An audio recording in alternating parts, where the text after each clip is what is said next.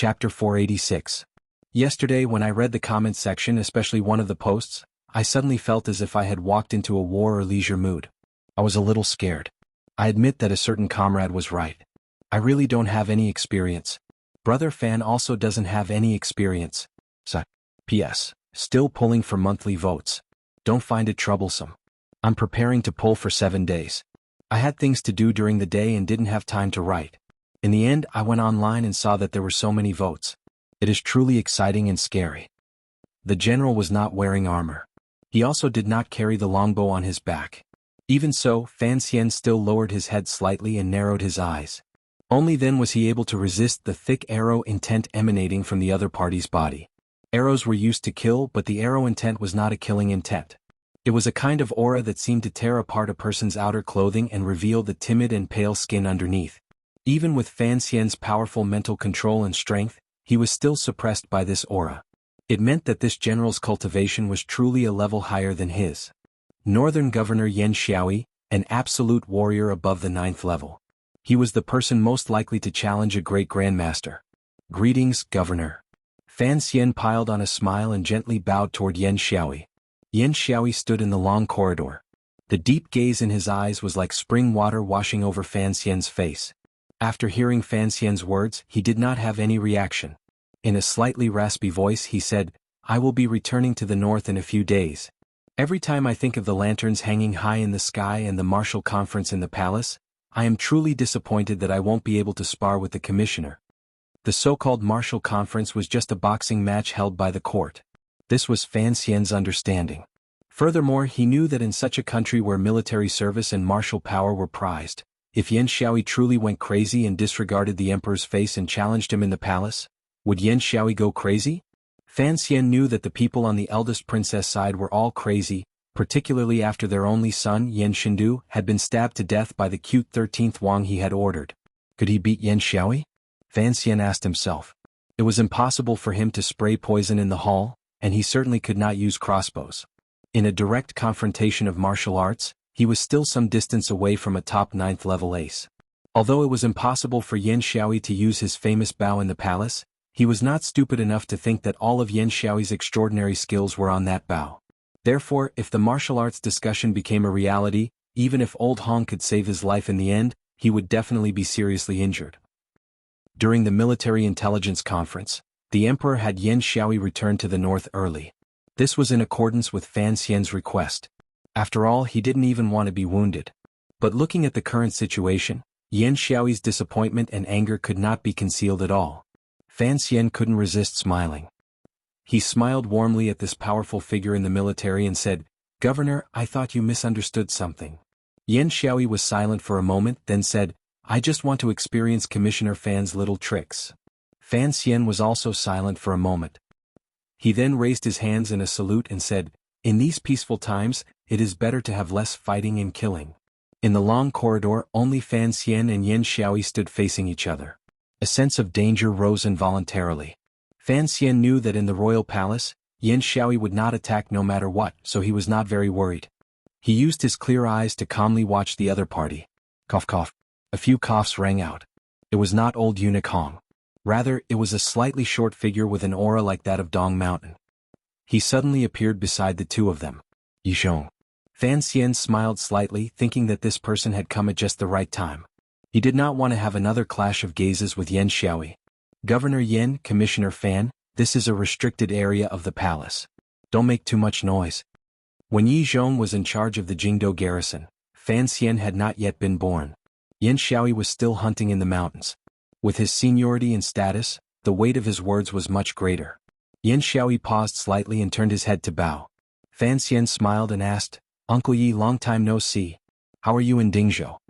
With Yi Zhong's interruption, Yan Xiaoyi stopped talking. Yi Zhong could also see the problem between Yan Xiaoyi and Fan Xian. He furrowed his brows and thought, the death of Yan Xiaoyi's only son had always been an unsolved case. Why was Yan Xiaoyi so certain that Fan Xian did it? "I still have official business to attend to, so I'll take my leave now." Fan Xian took this opportunity to quickly escape. Yi Zhong nodded. Yan Xiaoyi slowly said, "Sir Fan Jr., you must take care of yourself." Fan Xian's heart trembled slightly. He knew what the other party meant by these words. A heroic feeling surged from the bottom of his heart. He raised his hands to the sky and laughed. With the protection of the heavens, there is no need for Governor Yen to worry. Yan Xiaoyi's smile suddenly became bone-piercingly cold. He stared into Fan Xian's eyes and said each word clearly, "The heavens cannot hide from my eyes. Fan Xian, you will die at my hands." Everyone was in the royal palace and Yi Zhong was still by his side. Yet Yan Xiaoyi was arrogant enough to say such threatening words. Yi Zhong couldn't help but furrow his brows, but he didn't say anything. Fan Xian looked at this scene and couldn't help but shake his head. Yi Zhong was the second prince's father-in-law and had long belonged to that side. However, Yan Xiaoyi did not care about anything in front of him and said he would kill the emperor's illegitimate son in the royal palace. He was indeed arrogant and crazy to the extreme. He gently brushed his sleeves and raised his face confidently. "Yan Xiaoyi, I'm willing to bet that you will die at my hands first, and it will be an incomparably stupid death." After saying this, he raised his hands to Yi Zhong. Without another glance at Yan Xiaoyi, he slowly walked in the direction of the palace gate. Yan Xiaoyi narrowed his eyes and watched his gradually disappearing figure with extreme coldness. Yi Zhong also watched Fan Xian's figure and wondered where exactly this young man got his confidence from. He had already made arrangements for a few years. Don't let some unexpected changes happen because of Fan Xian. As he thought this, he turned his head to look at Yan Xiaoyi and sighed. Patting his shoulder, he said, "My condolences. However, in the palace be careful that the walls have ears. After all, he is not a normal person. He is the emperor's son." Yan Xiaoyi's expression did not change. Coldly he said, "I also have a son." Walking to the palace gate, Fan Xian's expression had long recovered its calm. Yan Xiaoyi and he had long been in a life-and-death situation. They just needed a suitable place and time to put it into practice. Last time, the situation he had arranged had been broken by eunuch Hong. Next time, would he fall into Yan Xiaoyi's trap? There was also 13th Wang. After killing Yan Shindu, he had suddenly disappeared without a trace. No one knew where he had gone. As Fan Xian calculated in his heart, he walked out of the palace. Then, as expected, he saw the great prince beside him, the only military general in the royal family. "What did you say to Yan Xiaoyi?" the great prince asked in a low voice beside him. "His son died and he's randomly biting people," Fan Xian replied with a smile. "He said he wanted to kill me." The great prince furrowed his brows and said with slight anger, "What an arrogant tone. Doesn't he see where he is?" Fan Xian thought for a moment and then said seriously to the great prince, "Yan Xiaoyi's intention to rebel is set. I don't think the emperor can't see it, but you have to be careful." The great prince was slightly startled. He wondered where the word rebel came from. Fan Xian climbed into the carriage and headed toward the manor. On the way, he was still thinking about this question. The emperor would not be unable to see Yan Xiaoyi's surging desire to fight and kill. Why did he still release the tiger back into the mountains? Wasn't he still imprisoning him in Jingdo? It was an interesting question. He laughed at himself in his heart. Who knew how much later, when Yan Xiaoyi came to kill him or when he killed Yan Xiaoyi, the world would certainly become very interesting. Presumably, the mahjong table the emperor was playing would also be on the eve of a draw. On the 15th day of the first month, there was no snow or wind in Jingdo. After nightfall, colorful lanterns hung high throughout the city. People weaved through the dry streets. Men and women used the reflection of the beautiful lights to search for the faces that moved their hearts and avoid the harassment that annoyed them. The young ladies brought their serving girls around with blushing faces as they played. The polite young men maintained a distance that was neither too far nor too close and quietly watched them play. That night, spring arrived early. Who knew how many shoes had fallen off on the street, and who knew how many tender skin had been touched by those hands? Tailing and investigating, eye movements and probing continued happily in the night. The people controlled by hormones collectively sank into a matchmaking activity without a matchmaker. For the Qing court, the joy of the people could not affect its sternness. Although large palace lanterns were hung in the corner of the royal palace and some riddles had been prepared inside the palace for the Empress Dowager, Empress, and other nobles to enjoy, even the square, black and gray building of the Overwatch Council had red lanterns hung under Fan Xian's orders. But it was still sternness. The movement of the military had begun long before the 15th. The governor of the north had led his personal soldiers back north. He was going to Tsangzhou and Yanjing to block the sharp gaze of northern Qi's famous general. Yi Zhong had also returned to Dingzhou. The court once again increased the number of soldiers to the west. Taking elite soldiers from the remaining 5 roads of Central Army, they replenished the Dingzhou area and formed an invincible army of 100,000 people. When spring arrived, these 100,000 soldiers would push another 200 li to the west. It was called pressure. If there was any strange movement between Shi Hu and the northern man who had marched thousands of li south, these invincible soldiers of the Qing kingdom would find an opportunity to launch a surprise attack and tear large swaths of the Hu people's flesh and blood. The military was an important matter. Although it was only a movement and the battle had yet to start, the 6 ministries had long become busy in order to deal with logistics. Fortunately, the Qing kingdom thrived on the military. All matters had long been set in stone. The cooperation between the various ministries appeared orderly and efficient.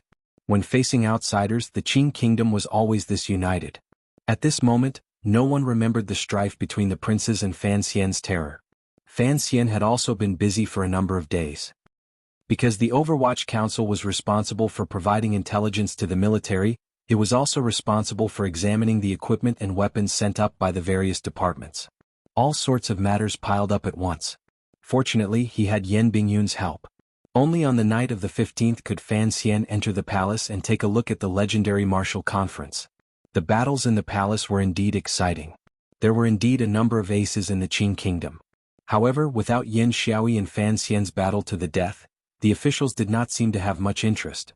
No one was stupid enough to take the initiative to challenge Fan Xian to a battle. They were not Yin Xiaoyi. They did not want to die. On the 22nd of the first month, the nerves in the court and palace that had become tense because of the strange movements on the border had gradually grown used to it and gradually relaxed. They had to live as they should. When it was time to eat, they still had to eat. When it was time to dress, they still had to dress. They couldn't let the nobles in the palace not have a few new clothes for the new year. Thus, the embroidery bureau in the palace sent out a team to a certain shop to take over the embroidered cloth that had been shipped from the west. Because the empress in the eastern palace did not like the embroidery colors that had been sent up from Jiangnan last year, she had requested an edict ahead of time to order another batch. Extra errands like this that did not go through the palace treasury or the palace were often good opportunities for the main eunuchs to make a lot of money. Just the commissions and gifts alone were probably worth 30% of the price of the embroidered cloth. With one trip out of the palace, they could easily take a few thousand liang of silver notes into their sleeves.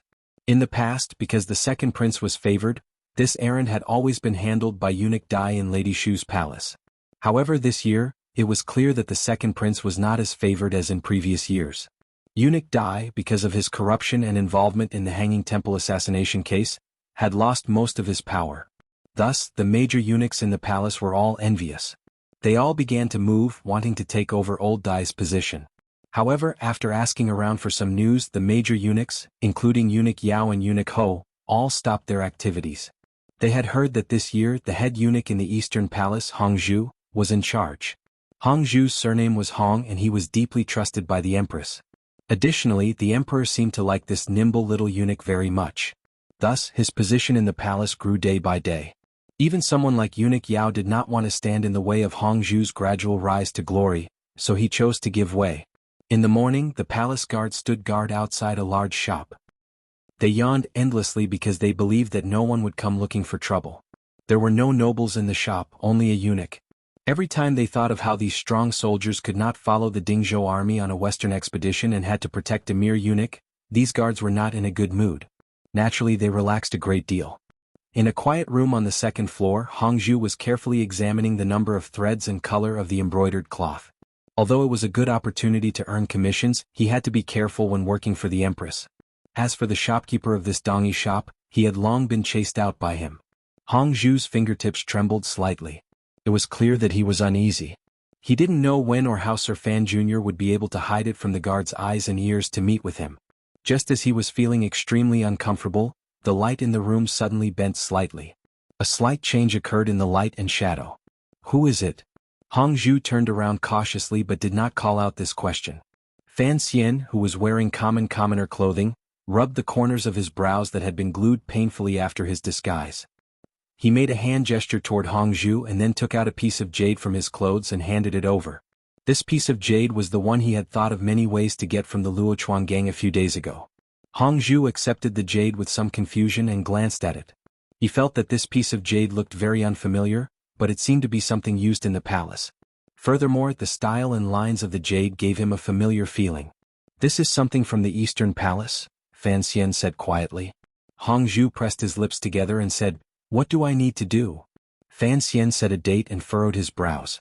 Every time the crown prince goes to Guangxing Palace, it should be this day. You have a lot of information in the palace. See if it's accurate.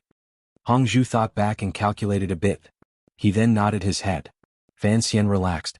This date was the conclusion Wang Qinian had come to after spending every day watching the imperial relative's manor.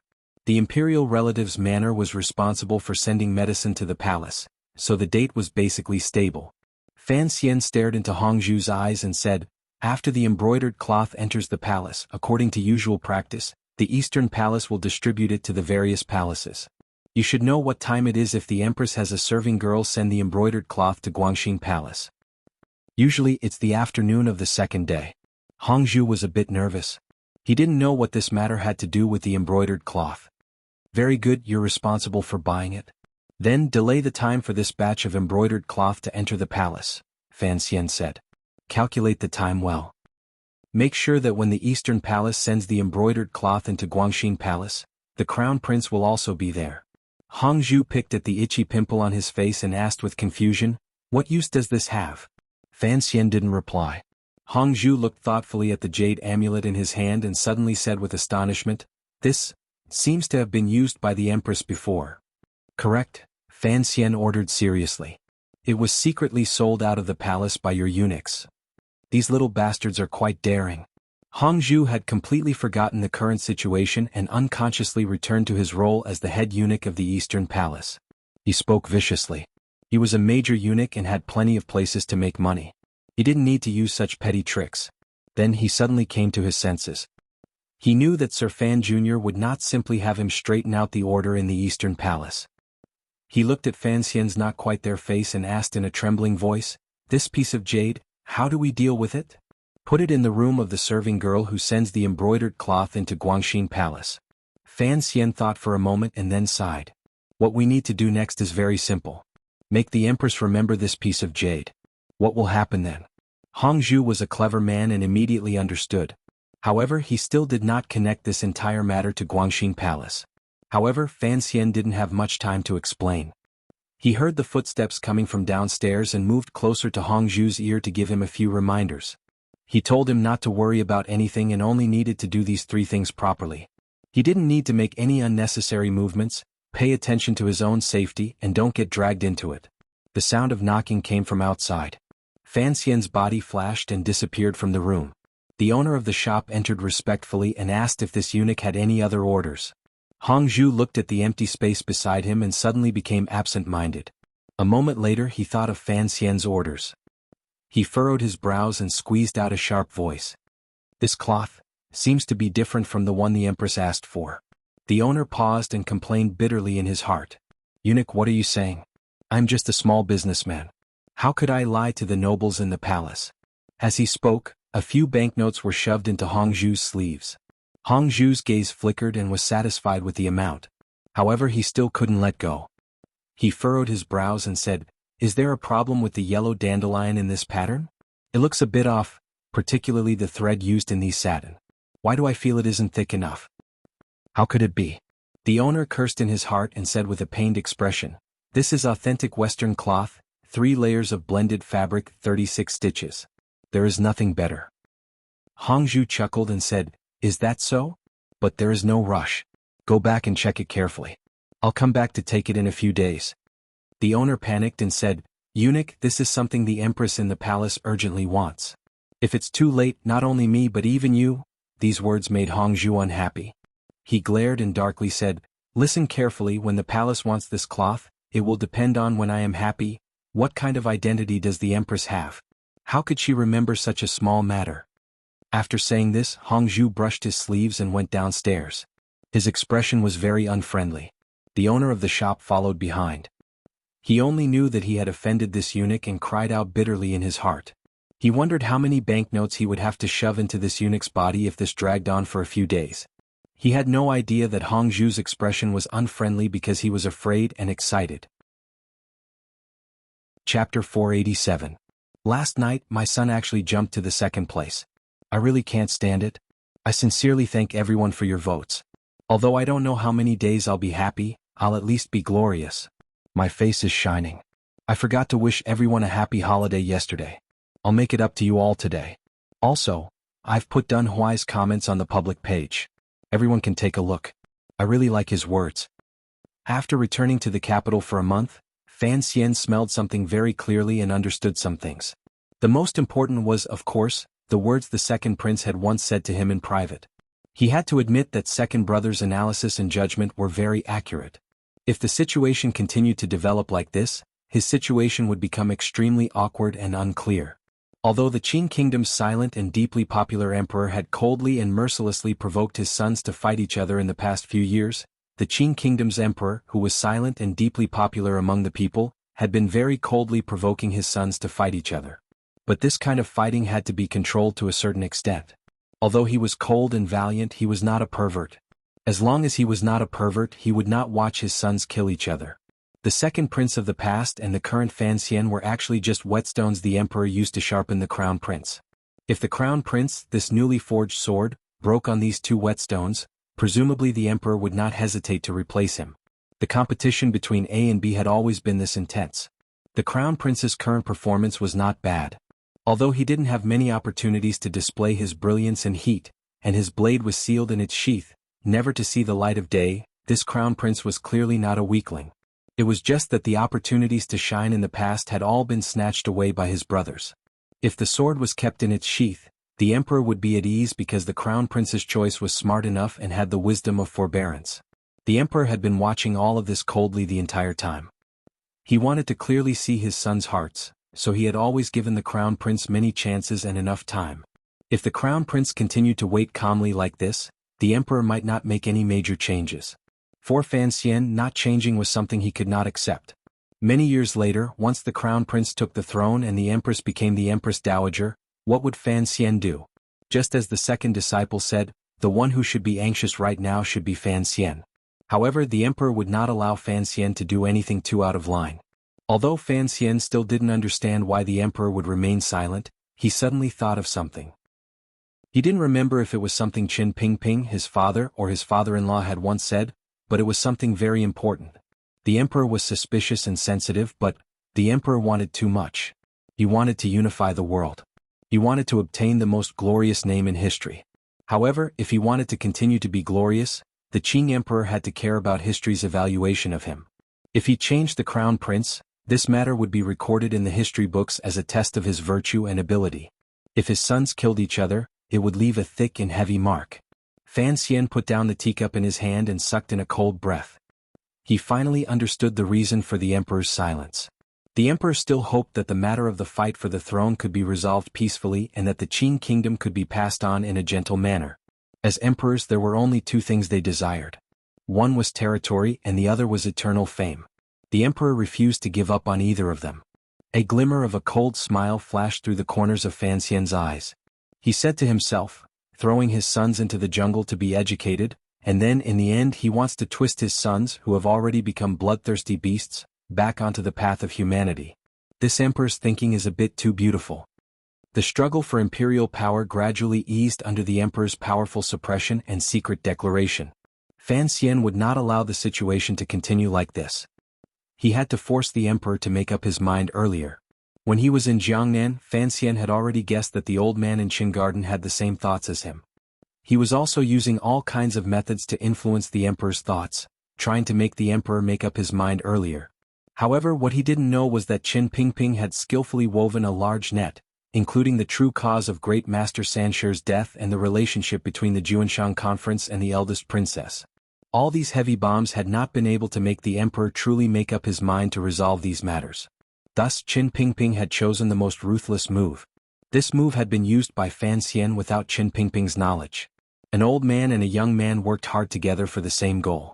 They planned quietly and wanted to play with the Qing emperor's emotions and use the emperor's paranoia and jealousy hidden in the depths of his heart to achieve the goal they wanted. In this world, there were not many people like Qin Pingping and Fan Xian who understood the Qing emperor's heart. There were even fewer people who dared to plot and provoke the Qing emperor's emotions. When it came down to it, it only showed that the leaders of the Overwatch Council were all ruthless and shameless people who did not care about their lives. However, Qin Pingping's goal was far from just having the crown prince step down. On this point he thought further than Fan Xian, and his intentions were wilder. The first month was about to end. Fan Xian's trip back to the capital was also about to end. His subordinates were all preparing for their return to Jiangnan. He made the best use of the remaining time to keep his father and Qin Pingping company for a few days. These two elders were getting on in years. He was often in Jiangnan and was unable to fulfill his filial duties. He truly felt apologetic. De Bao had gone from Danzhou to Hangzhou and then to Wuzhou. After spending a new year with Prime Minister Lin, he had also returned to Jingdou. Fan Xian had to accompany his brother-in-law for a good stroll through Jingdou. Big Dumb and Little Dumb were having a good time. However, time was tight, so it was hard to avoid a sense of panic. Amidst this meticulously arranged and tight schedule, Fan Xizha followed the second group Deng Ziyu had left behind and once again headed north. The Chamber of Commerce traveling in the north needed this talented youth to manage. It was never good to leave Shangjing for too long. Ever since Fan Xian had confirmed that matter, his feelings toward the north had sunk into some kind of dilemma. Although he was more confident about his brother and sister's safety in the north, he unconsciously wanted to avoid something. Thus, he did not have Xizha bring a secret letter to the northern Qi emperor. The other people in the Qinian unit also began to busy themselves. Hong Changqing took Fan Xian's order and went to Jiangnan ahead of time. This was a very important matter. Fan Xian told him to inform Su Wenmao to get ready. Before the matter in the palace exploded and the news reached Jiangnan, they had to create a perfect time difference to swallow the entire Ming family. Mu Tai and Mu Feng'er of the First Bureau were also busy with official matters in Jingdou and could not follow by Fan Xian's side at all times. Sir Yan Jr. was busy in the Overwatch Council coordinating daily affairs and avoiding the marriage introductions of the noble ladies in Jingdou. He was miserable beyond words. For a moment, Fan Xian's only capable confidant was Wang Qinian, the old man. Fan Xian was eating with De Bao in Wang Qinian's garden when he suddenly thought of the pitiful Yan Bingyun and the words the great Wang Fei had quietly said to him that day in Prince Heching's manor. He couldn't help but shake his head. If Yan Bingyun truly wanted to marry the young lady of the Shen family, it would truly be a difficult matter. First, this matter needed the emperor's approval in the palace. Secondly, the young lady of the Shen family needed a suitable identity. The great Wang Fei was a good friend of the young lady of the Shen family when they were in Shangjing, so she handed this troublesome matter to Fan Xian to handle. In his life, Fan Xian was only good at breaking up marriages. He was not good at being a matchmaker. With a sorrowful sigh, he picked at the food on his plate. Wang Qinian was squatting at the side smoking a cigarette. Seeing that Fan Xian's expression was not very good, he coughed and asked, "The taste is not to your liking?" De Bao sat by Fan Xian's side and chewed endlessly in his mouth. "Delicious." Fan Xian used the tip of his chopsticks to point at the plate and said, "Stewed fish slices made like this can rival the chefs in the brothel. Of course the taste is excellent." The brothel he was referring to was Baoyue brothel. Having received Fan Xian's praise, Wang Qinian smiled. The wrinkles on his face deepened. As they spoke, a 12 or 13-year-old girl carried a plate out from the inner room and obediently placed it on the table. She was too shy to bow and ran back with small quick steps. Fan Xian looked at the girl's back and sighed. "Lao Wang, you look like an old elm tree. How did you give birth to such a lively girl?" That girl was Wang Qinian's daughter.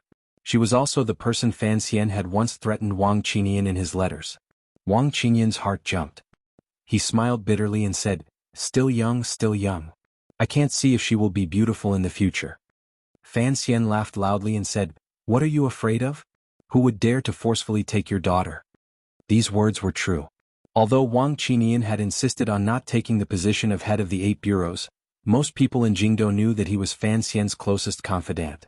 With this layer of relationship present, regardless of whether it was the 6 ministries, 3 departments, or 3 departments, no one dared to underestimate him or offend him. De Bao suddenly beamed with joy. "This girl is beautiful." It was now Fan Xian's turn to be shocked. He wondered to himself what would happen if his brother-in-law suddenly fell in love and insisted on marrying Lao Wang's daughter. Of course he wouldn't agree, but how could he appease this person's emotions? Fortunately, De Bao's temperament was still that of a 6 or 7-year-old child, so it was impossible for him to think of such things. He just stared blankly with his chopsticks in his hand, and the oil and water in his mouth slid down, but he didn't even notice. No one knew what he was thinking. Fan Xian picked up the wet towel beside him and helped De Bao wipe away the grease at the side of his lips. He asked curiously, "What are you thinking about?" De Bao tilted his head slightly. The smile on his face gradually froze, revealing a trace of grievance and sadness that was rarely seen on his face. He stammered, "Heir Bao likes the beautiful Gu Liang." Fan Xian's heart darkened, and the hand holding the towel froze. He didn't know what to comfort. Wang Qinian, who was listening at the side, was a little curious.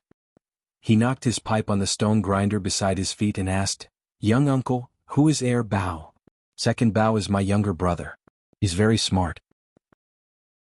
A proud smile bloomed on Debao's face, but this smile immediately turned into the sadness of a child. "But he's dead." Wang Qinian and Fan Xian stood in the corner of the courtyard, each pulling out their tobacco pipes. Green smoke curled up and the stench of leaves was suffocating. Wang Qinian turned his head to glance at Lin Debao, who was playing with his little girl. Lowering his voice, he asked, "So, second Bao is young Master Lin Gong. Lin Gong was killed by the people of Dongyi 2 years ago, but I heard that the manor has been hiding it from young Master Debao. How did he know?" Fan Xian spat out a mouthful of bitter saliva. After a moment of silence, he said, "I told him, although he's stupid, I've always treated him like a normal person. He and the Lin brothers were very close. I didn't feel comfortable hiding this matter from him." "There won't be any problems, will there?" Wang Qinian asked carefully. "What problems could there be?" "I told him 2 years ago." Fan Xian pressed his dry lips together and faintly said, "Debao's intelligence is not fully developed. He is like a child who can't grow up, but it doesn't mean he doesn't know anything. There is a husband-gazing rock over at Nanzhao. I don't want another brother Bao at my side." After saying this, he glanced at Debao and found that he was crouching by the Wang family's girl, digging earthworms. His gaze softened, and there was a tinge of pity and apologetic look in his eyes. Suddenly, someone knocked on the wooden door of the Wang family courtyard. The person knocked very hard and hurriedly. No one knew what had happened. Fan Xian and Wang Qinian met each other's eyes and furrowed their brows. Wang Qinian had just stepped forward to open the door when a man rushed in. Rushing in front of Fan Xian, he said in a loud voice, "Congratulations, sir." Fan Xian jumped in fright at this person. Focusing his eyes, he saw it was Teng Zijing. He couldn't help but curse. "What's the matter? Didn't I tell you to go back to the country estate to read books in preparation for the martial exams in the spring? Why did you run back to the capital?" He had wholeheartedly wanted Teng Zijing to be able to embark on an official career. It could be said that he had not let down Teng Zijing's attentive service and crippled leg after he had picked him up from Danzhou. However, Teng Zijing's personality was very similar to Wang Qinian's. Although he loved officialdom, he loved the life at Fan Xian's side even more. Additionally, he couldn't get into those military books. Thus, after reading for 3 days in the country estate, he had run back. Teng Zijing's expression was full of shame, but he immediately thought of the important matter. Very happily, he said, "Young master, quickly go back to the manor. The old master is already back. The whole family is waiting for you." What exactly happened? Fan Xian furrowed his brows. He went over to hold Debao's hand and prepared to leave for the carriage. Teng Zijing followed behind him and said with a smile, "Mistress Lu is pregnant." Fan Xian paused and stood where he was. Turning around, he rubbed his head and said, "What? Am I going to have another brother? Father is indeed extraordinary." Teng Zijing paused and only understood what he meant a moment later. He hurriedly explained, "It's not Madam, Mistress Lu is pregnant." Fan Xian still didn't understand what he meant. Sitting in the carriage, he tied up Debao's clothes. Turning his head, he said angrily, "Speak clearly. Even if the Duke's manor has a child, there is no need to be so nervous." Teng Zijing couldn't resist laughing and said, "It's not the Duke's manor, it's our own manor. Cici is pregnant." Fan Xian paused. Only now did he understand. Although he had long taken Cici into the manor, in the depths of his heart, he still saw her as a younger sister. He truly did not have any precise thoughts of her as a concubine. Coincidentally, Cici had been raised by the old Danzhou manor since she was young. She never had a surname. Later, when she entered the capital, Cici's mother, Lady Lu, took good care of Cici because of similar circumstances. In the end, she simply had Cici take the surname Lu. Mistress Lu, so he was talking about Cici. No wonder Fan Xian couldn't react in time. "Cici is pregnant?" Fan Xian chuckled. "Then I have to hurry back to the manor to see." Women who are pregnant for the first time always have bad tempers, particularly a shrewish girl like her. "If I'm late, I'm afraid I'll end up with a lot of complaints." The carriage trotted along the street out of the west side of the city and headed toward the south side of the city where the Fan Manor was. Suddenly, a muffled sound came from the carriage. It was as if someone had jumped up and stupidly had his head come into intimate contact with the hard carriage. A terrifyingly loud voice came from the carriage. The voice was filled with shock and terror. Half the pedestrians on the street could hear it clearly. Cece is pregnant. I'm going to be a father? Fan Xian, who had been reborn into the world of the Qing kingdom and whose mental age should be in his 30s, was finally going to be a father. The passing on of living things was always the second most powerful need one could instinctively control. Logically speaking, Fan Xian, who was sufficiently mature, should have shown a kind of controllable and sincere joy when faced with such a joyous event. However, there was clearly something wrong with his performance. He was very excited, uncontrollably excited. At the same time, other than joy, he was very afraid. Sitting by Cece's bed, Fan Xian looked like an idiot at the girl who was 2 years older than him. Cece's face was slightly pale. It looked like she was beginning to feel nervous after knowing that a life had suddenly appeared in her belly. Fan Xian looked at her dumbly and said, "How did you get pregnant?" Sat at the head of the bed and fed Cece something. Her face was filled with joy. She had always wanted to give Fan Xian a child, but she had never succeeded. Now that Cece was pregnant, thinking that Fan Xian would have descendants, she, as a housewife, also became happy. If this was a normal family, perhaps a wife without descendants would feel some jealousy toward a concubine. However, the difference in status between her and Cece's was too great. It was unavoidably foolish to feel jealousy like this. She listened to Fan Xian's strange question and couldn't help but furrow her brows slightly. Scolding, she said, "What are you saying?" Chapter 488. Took the bowl and left the room.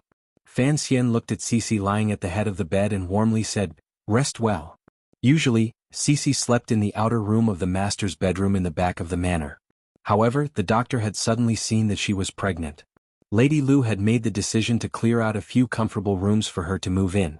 Fan Xian turned his head to look at the furnishings in the room and felt secretly grateful to Lady Lu. He then looked at Cece's slightly pale and sallow face and felt slightly apologetic.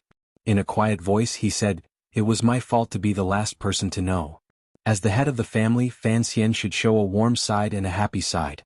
He should say some nice things to calm the pregnant woman. However, he had only said a few words before he choked. He looked stupidly at Cece's face and couldn't speak for a moment. After a moment of silence, Cece's eyes reddened slightly. She bit her lip and said, "Young master, I can see that you're not happy." "How so?" Fan Xian jumped in fright and forced a smile. It was too sudden. I wasn't mentally prepared at all. He held the girl's hand and slowly squeezed it. Smiling slightly, he said, "In my heart, you are still that girl who has always stood by my side grinding ink and adding incense. I always feel that it hasn't been long since we left Danzhou, yet you are about to become the mother of a child." "We've already left Danzhou for 3 years, my muddle-headed young master." Cece's tears turned into a smile. She half leaned on the bed and gazed at him with a gentle gaze. Regardless of whether it was when they lived together in Jiangnan or after formally entering the family in Danzhou, she still habitually called Fan Xian young master and had not changed it. "Even if I become an old man, I'm still not mentally prepared." Fan Xian patted her hand tenderly. "Being a father is indeed a bit scary. Young master knows everything, besides, giving birth is a woman's business." "Knows everything?" "Giving birth is a woman's business, but teaching a child is a man's business. Raising a child into an adult is much more difficult than writing poetry and killing people." Fan Xian laughed at himself. He reached his hand into the blankets and carefully stroked Cece's slightly bulging belly. He couldn't help but blame himself. "Earlier, father said it's already been 4 months. Why didn't you tell me? Even if you were shy, you should have told the mistress." Cece felt the palm moving on her abdomen and her cheeks reddened. She pulled the blanket up to her neck and said with slight fear, I'm afraid it's fake." "How can it be real or fake when I'm pregnant?" Fan Xian closed his eyes and felt the rise and fall under his palm. A complicated emotion rose in his heart. There was joy, fear, and a slight sourness. Was that his child in her belly? He really couldn't accept the fact that he was going to be a father for a while. That kind of fear actually overwhelmed the joy. Fortunately, his mind was clear at this time and he could still show it in front of Cece. Otherwise, Cece, who was a new mother, would definitely hate him. Fan Xian scratched his head with a slight headache. What should I do now? Cici couldn't resist laughing out loud. Young master, of course you should eat and sleep when you should. I can't have you watch over me every day just because I'm pregnant. Fan Xian suddenly stretched out his hand and gently pulled Cici's wrist over. Placing his finger on it, he closed his eyes and tilted his head to listen closely to the pulse. Wanner happened to walk in. Seeing her husband taking Cici's pulse, she opened her large eyes and asked curiously, "Is it a man or a woman?" Fan Xian slowly moved his finger away and said with a smile, "How could it be so easy to tell? Do you think my finger is an ultrasound?" Must? Wanner and Cici heard this new word and furrowed their brows at the same time, unable to understand. Fan Xian coughed and reminded Cici of the things she had to pay attention to, particularly not to catch a cold. He then walked to the door and called for the wife of the Teng family. He gave some detailed instructions. Of course, he had to find healthy servants and women. As for the food, he didn't just blindly eat large amounts of fish and meat. He only picked out a few nutritious dishes. "Is there goat milk in the manor?" The wife of the Ting family nodded excitedly. Cici was pregnant with the first grandchild of the Fan family, so the servants couldn't help but be excited. Receiving a positive answer, Fan Xian said, "1 bowl a day. It has to be boiled." Inside the room, Cici nestled against Wanner's side and said unhappily, "I don't like to drink goat milk." Lin Wanner thought about it. When she was being treated for her lung disease, she had also been forced to drink goat milk by Fan Xian every day. The smell was truly unbearable. She couldn't resist smiling toward the door and saying, "Is this goat milk an immortal pill?" Fan Xian turned his head and smiled. "Although it is not an immortal pill, it is indeed good stuff. However, the smell is a bit strong. Cici, you have to endure it and keep drinking it." Lin Wan suddenly thought of the method Siki had thought of at the time and happily said, "Let Siki do this." I don't know if she put almonds or jasmine tea in it. There's a faint astringent taste, but it takes away all the smell. Hearing that Siki was going to serve her food and drink, Cici, who was lying on the bed, felt uneasy. She was originally a serving girl with the same status as Siki. Now that she was pregnant, her treatment had suddenly increased so much. She truly didn't dare to accept it. She was afraid that everyone in the manor would gossip about her, so she unconsciously wanted to open her mouth to refuse. Fan Xian waved his hand and said, "There isn't that much empty courtesy in the back manor. When you were a serving girl, I still had to massage your back. I'll let Siki work a bit harder. I just don't know if this method will work." Cici's face reddened. She found that with a flash outside the door, Siki's proud face had appeared. The girl smiled and said, "Of course this method will work. At that time, I was the one who made the ladies goat milk every day. You just had to use gauze to filter out the tea dregs." Wan smiled and glared at her. "Look at how proud you are." Cici insisted on calling Fan Xian young master, and Siki insisted on calling him Lady Wana. In this house there was a master and mistress as well as 2 serving girls. The way they addressed each other was strange. Perhaps only a man like Fan Xian, who had the experience of his previous life, would not care about the so-called status. Fortunately, these 3 girls could all cooperate with his footsteps. This was a good thing. Usually you have to bask in the sun more. Don't believe the nonsense of those midwives. If you don't get some air, you'll suffocate to death in the room. Fan Xian suddenly thought of something and spoke very seriously to the Teng family's wife and Wana. He knew that if Lady Lu suddenly became old, only these 2 people would be able to speak up for Cici. "Papa." The Teng family's wife quickly spat and said, "Today is a joyous occasion. How can you say that word?" Fan Xian couldn't be bothered with her and said to himself, "Vegetables and fruits have to be guaranteed. This cannot be missing." He turned his head and said to Cici, "When you can't eat, you still have to eat some snacks. Have the girls go make them." All right. The Ting family's wife was thick-skinned. Minding her own business, she covered Fan Xian's mouth and said, "In the end, you are the first. In the future, you will have hundreds of children and thousands of grandchildren. If the young master is always so nervous and long-winded, he will torment us servants to death." Fan Xian comforted Cici with a few more words and told her a few jokes to relax her nervous state of mind. He then took Wanner's little hand and left the room. The 2 of them wandered around the back garden. Along the way, they saw a few capable servants of the manor rushing over. When they saw them, they quickly bowed respectfully. However, a glimmer of awkwardness occasionally appeared in their expressions. What are they going to do? Fan Xian furrowed his brows and asked. Wanner smiled and said, "They are all going to congratulate Cici.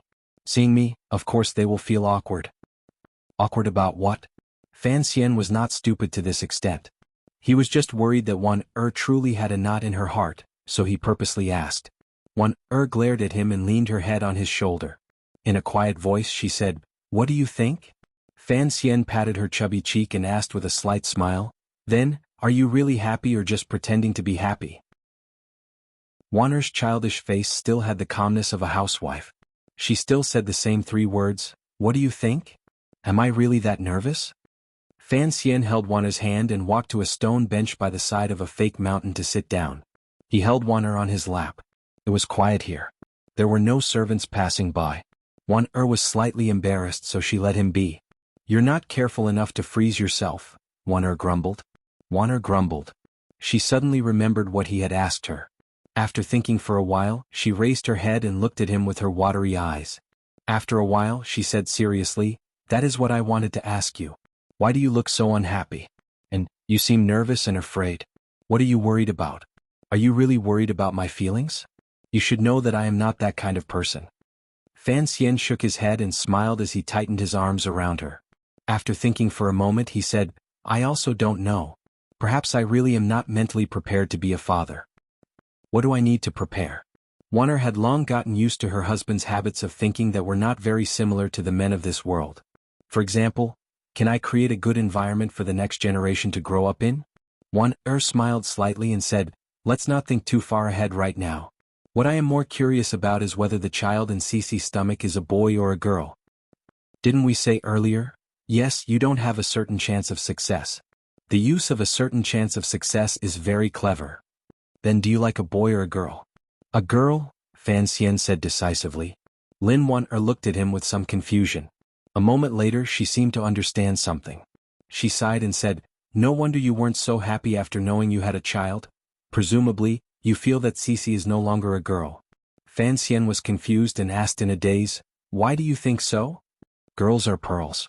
Once they have children they will gradually grow old and become the eyeballs of a fish. Like pearls. Even if you don't play with them you can look at them." Lin Wan'er smiled merrily. "This is something you once wrote yourself. Don't deny it." Fan Xian smiled self-mockingly. This was Grandmaster Chao's view. Although it was similar to his own, this was not the true reason why he was still unable to feel joy when he learned he would have children. "Even if I have to become the eyeballs of a fish, I still want to have children for you." Lin Wan'er stared at him in a daze and gently bit her lower lip. She spoke gently but forcefully. Fan Xian smiled and nodded. Suddenly his expression became serious. "I know there are some rather strange rules in this world. For example, children born to concubines have to call the main wife their mother. There are even those who were raised by the main wife and rarely get to see their own mother." Lin Wan'er looked at him and furrowed her brows slightly. She vaguely guessed what he was going to say. "Although all the large families in the world are like this," Fan Xian looked at her seriously, "we don't want to be like this." It was not a request or a demand. It was a notice that could not be refused. It was no. Fan Xian originally didn't want to say such serious words at a time like this and disturb Wan'er's already difficult to suppress sour feelings. In his previous life, when he was watching the door of a large manor, he had been frightened badly by Sister Gao's role as the bastard of a middle-aged fish. Lin Wan'er nodded. A glimmer of sadness flashed through her eyes. Slowly she said, "I understand what you mean. Don't be sad." Fan Xian was silent for a moment.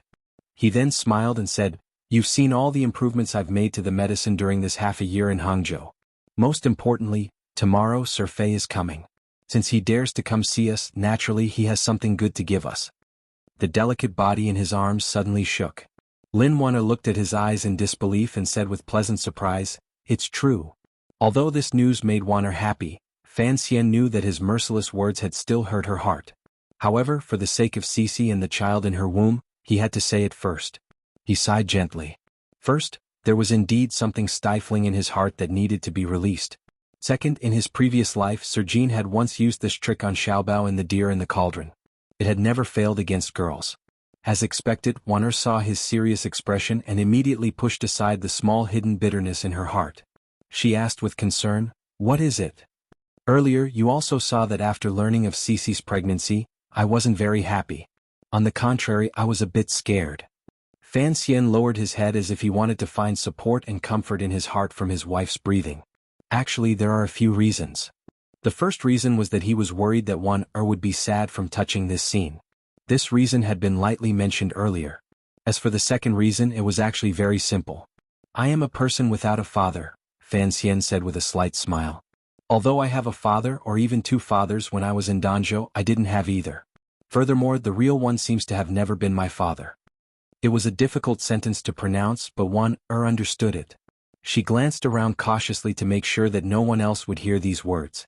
Father treats me very well, but you understand, in the end, this is not the same thing.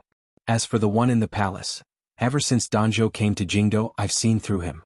Even your crown prince and second prince are driven around like donkeys, much less an illegitimate child like me. I am a person without a father, Fan Xian repeated with emphasis. That is why I am very afraid that I won't be a father. That is why my first reaction earlier was fear and unease. In his previous life, Fan Xian didn't have parents. In this life he also didn't have parents.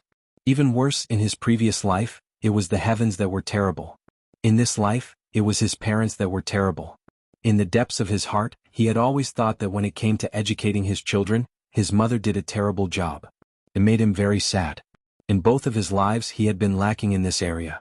It had cast a great shadow on his heart. Perhaps he hadn't noticed it in the past, but now the good news from the Fan Manor completely revealed his dark side. He unconsciously refused to admit that he wanted to be a father. Lin Wanner looked at him with a face full of pity.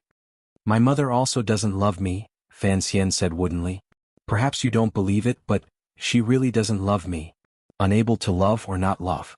The world always thought that Yi Qingmei was Fan Xian's mother, but only he knew that after being reborn into this world, he only had curiosity and an indescribable feeling for that distant woman. But as he gradually grew up, the people around him constantly talked about that once dazzling woman, and the things around him constantly talked about that woman's past.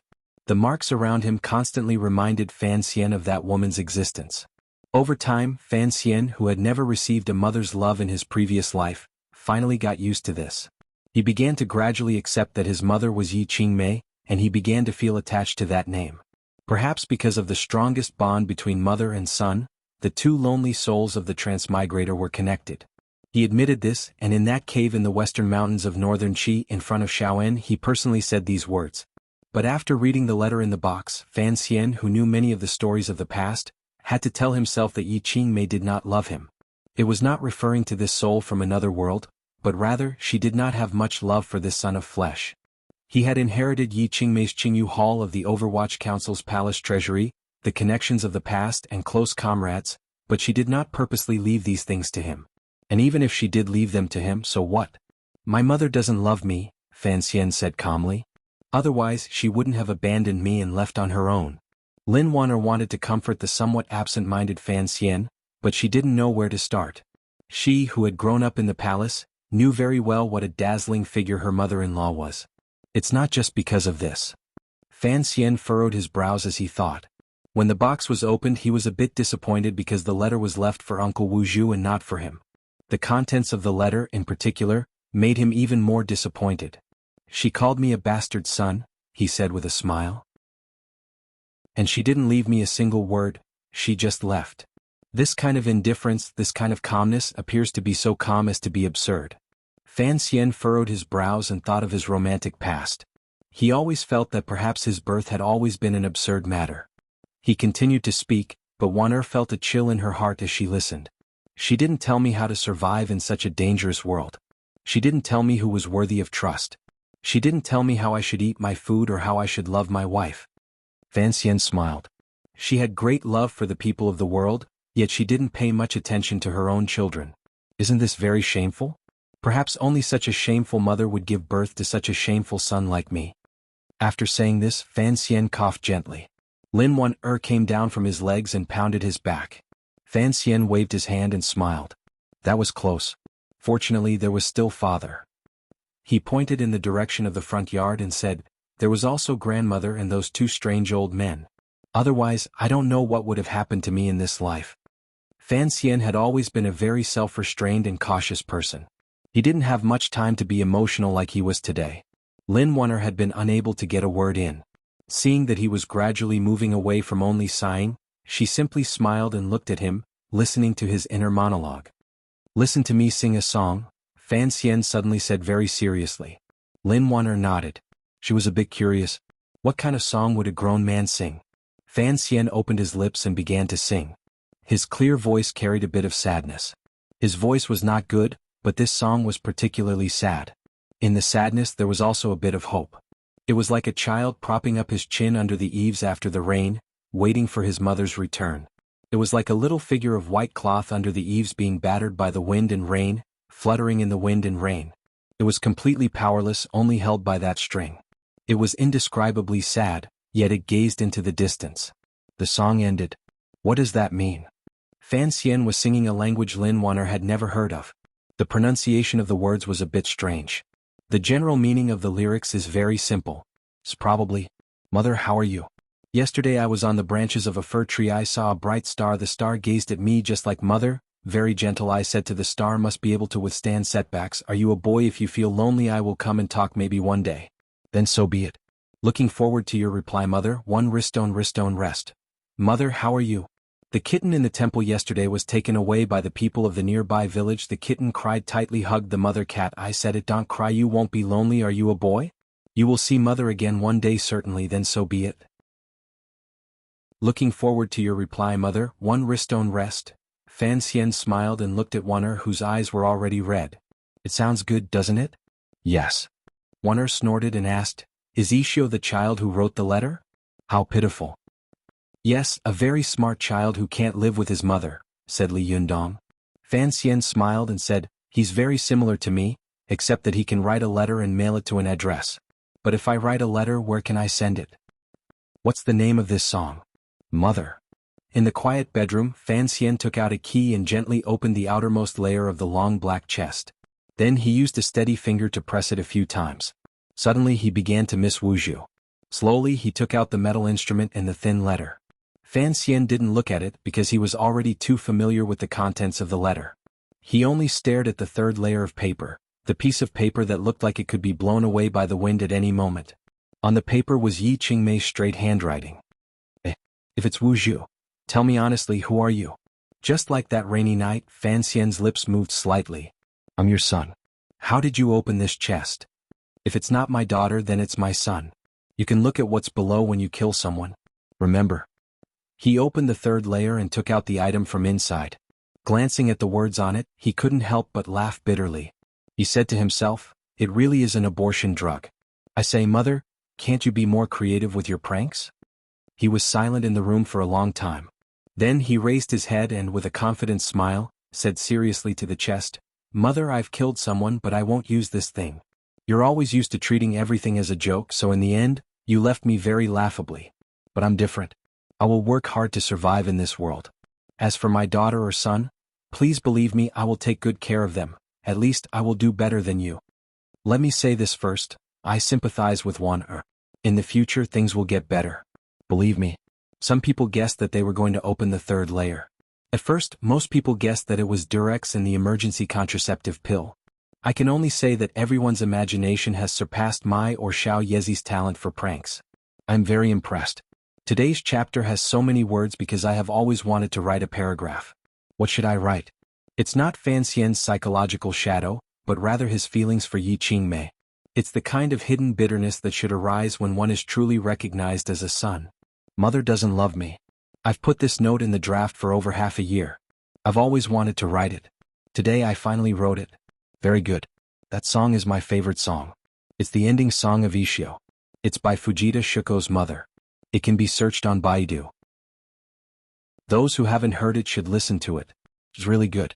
This is also why I've always said that Fan Xian must sing it in the draft.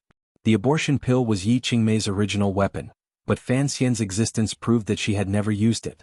Then, she treated it as her most important inheritance in this world and passed it on to her descendants. It was more important than the Overwatch Council and the Palace Treasury. From this, it can be seen that she loved her bastard of a son. Fan Xian must clearly understand this. These words and the song were not in the word count. The monthly votes were still in double. Although the second son's voice was not pleasant to hear, he was very handsome. He was indescribably happy. He asked everyone to continue to support him. He was very grateful. Chapter 489. For yesterday's chapter, I debated with the leader for over an hour. I'm so pitiful. I'm not Fan Xian, so how can I be innocent? The monthly votes went to third place. My peers behind me chased after me closely, saying seriously, I want to see if I can get into the top 3 this month. My votes will double in the next 7 days, so I'm constantly canvassing for votes. Brothers and sisters, if you have any on hand, just give them to me. The news of the Fan Manor having a joyous occasion was like it had grown a pair of wings and immediately flew out. It flew past the tall walls of the manors of the nobles and the vigilant eyes of the waiters in the tea-houses. It became news that everyone knew. The hot topic of discussion among the nobles in Jingdo and the greatest joy of the common people after their meals were all gathered here. This news also flew into the royal palace and entered the ears of the emperor and empress dowager, completely disregarding the obstruction of the majestic palace walls. According to eunuch Yao, the moment the Qing emperor heard of this news, he gently stroked his beard and was very pleased. That night he went to the little tower again. After the empress dowager learned of this news, she quickly went to the back of Hongguang Palace to worship. Her fingers endlessly stroked the string of rosary beads with a face full of smiles. Speaking of which, it was strange. Including Fan Xian, the Qing emperor had 5 princes. The third prince was still young, but the great prince was not young. He had been married for a long time, but he still did not have children. The second prince and the crown prince were the same. No matter how one looked at it, the child in Cici's stomach in the Fan Manor was the first of the third generation of the royal family. It was impossible for the nobles in the royal palace to be happy. However, the Empress Dowager faintly felt some regret. If only the pregnant woman was Qin girl. Putting aside whether or not she was a princess, Fan Xian's official wife was, after all, her favorite granddaughter. Given Fan Xian's present power and status, countless guests surged forth with gifts and congratulations. In the next few days, there was an endless stream of carriages in front of the Fan Manor in the south of the city. Officials from all walks of life came and went endlessly. Teng Zijing and his wife's legs were about to turn to jelly from running. Other than a few important figures such as the people from King Jing's manor, who Fan Xian personally came out to greet, the other guests were all single-handedly blocked by the Minister of Revenue, Fan Jian. Fortunately, these guests only gave him valuable gifts and did not disturb him for too long. The people in court and palace were actually calculating in their hearts. Although Fan Xian having a child was a major event, the one pregnant was his concubine. If they appeared overly enthusiastic at this time, who knew what the princess in the manor was thinking? Pleasing one side but offending the other was not a good deal. Furthermore, these officials did not know just how happy the palace was. 3 days later, the joy in the palace was displayed in front of the Qing officials and people in 2 ways. First, it was the embroidered newspaper organized by the internal court that used red to report the good news to the people of the world. The internal court newspaper always told the jokes of jealousy between officials and the funny side of history. Although the story of Qin Pingping's first love was a bit boring and uninteresting, it was very eye-catching. However, ever since Fan Xian took control of the Overwatch Council, he had made council affairs more open through rectification. He ordered the 8th Bureau to put up countless notices on the door of the 1st Bureau, turning the sinister process of official strife into a collection of stories about solving cases. Regardless of whether it was in a previous or current life, stories with pillows and fists always sold best.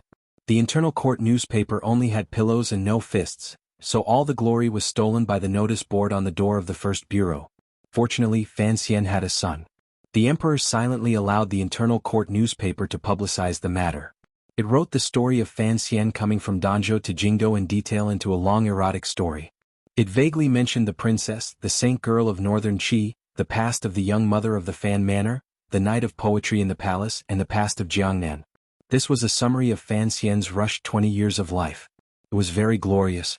Once the newspaper came out, paper became expensive in Jingdo. The young ladies of each manor begged the elders of their families to spend a lot of money to buy a copy to put in their boudoir as a memento.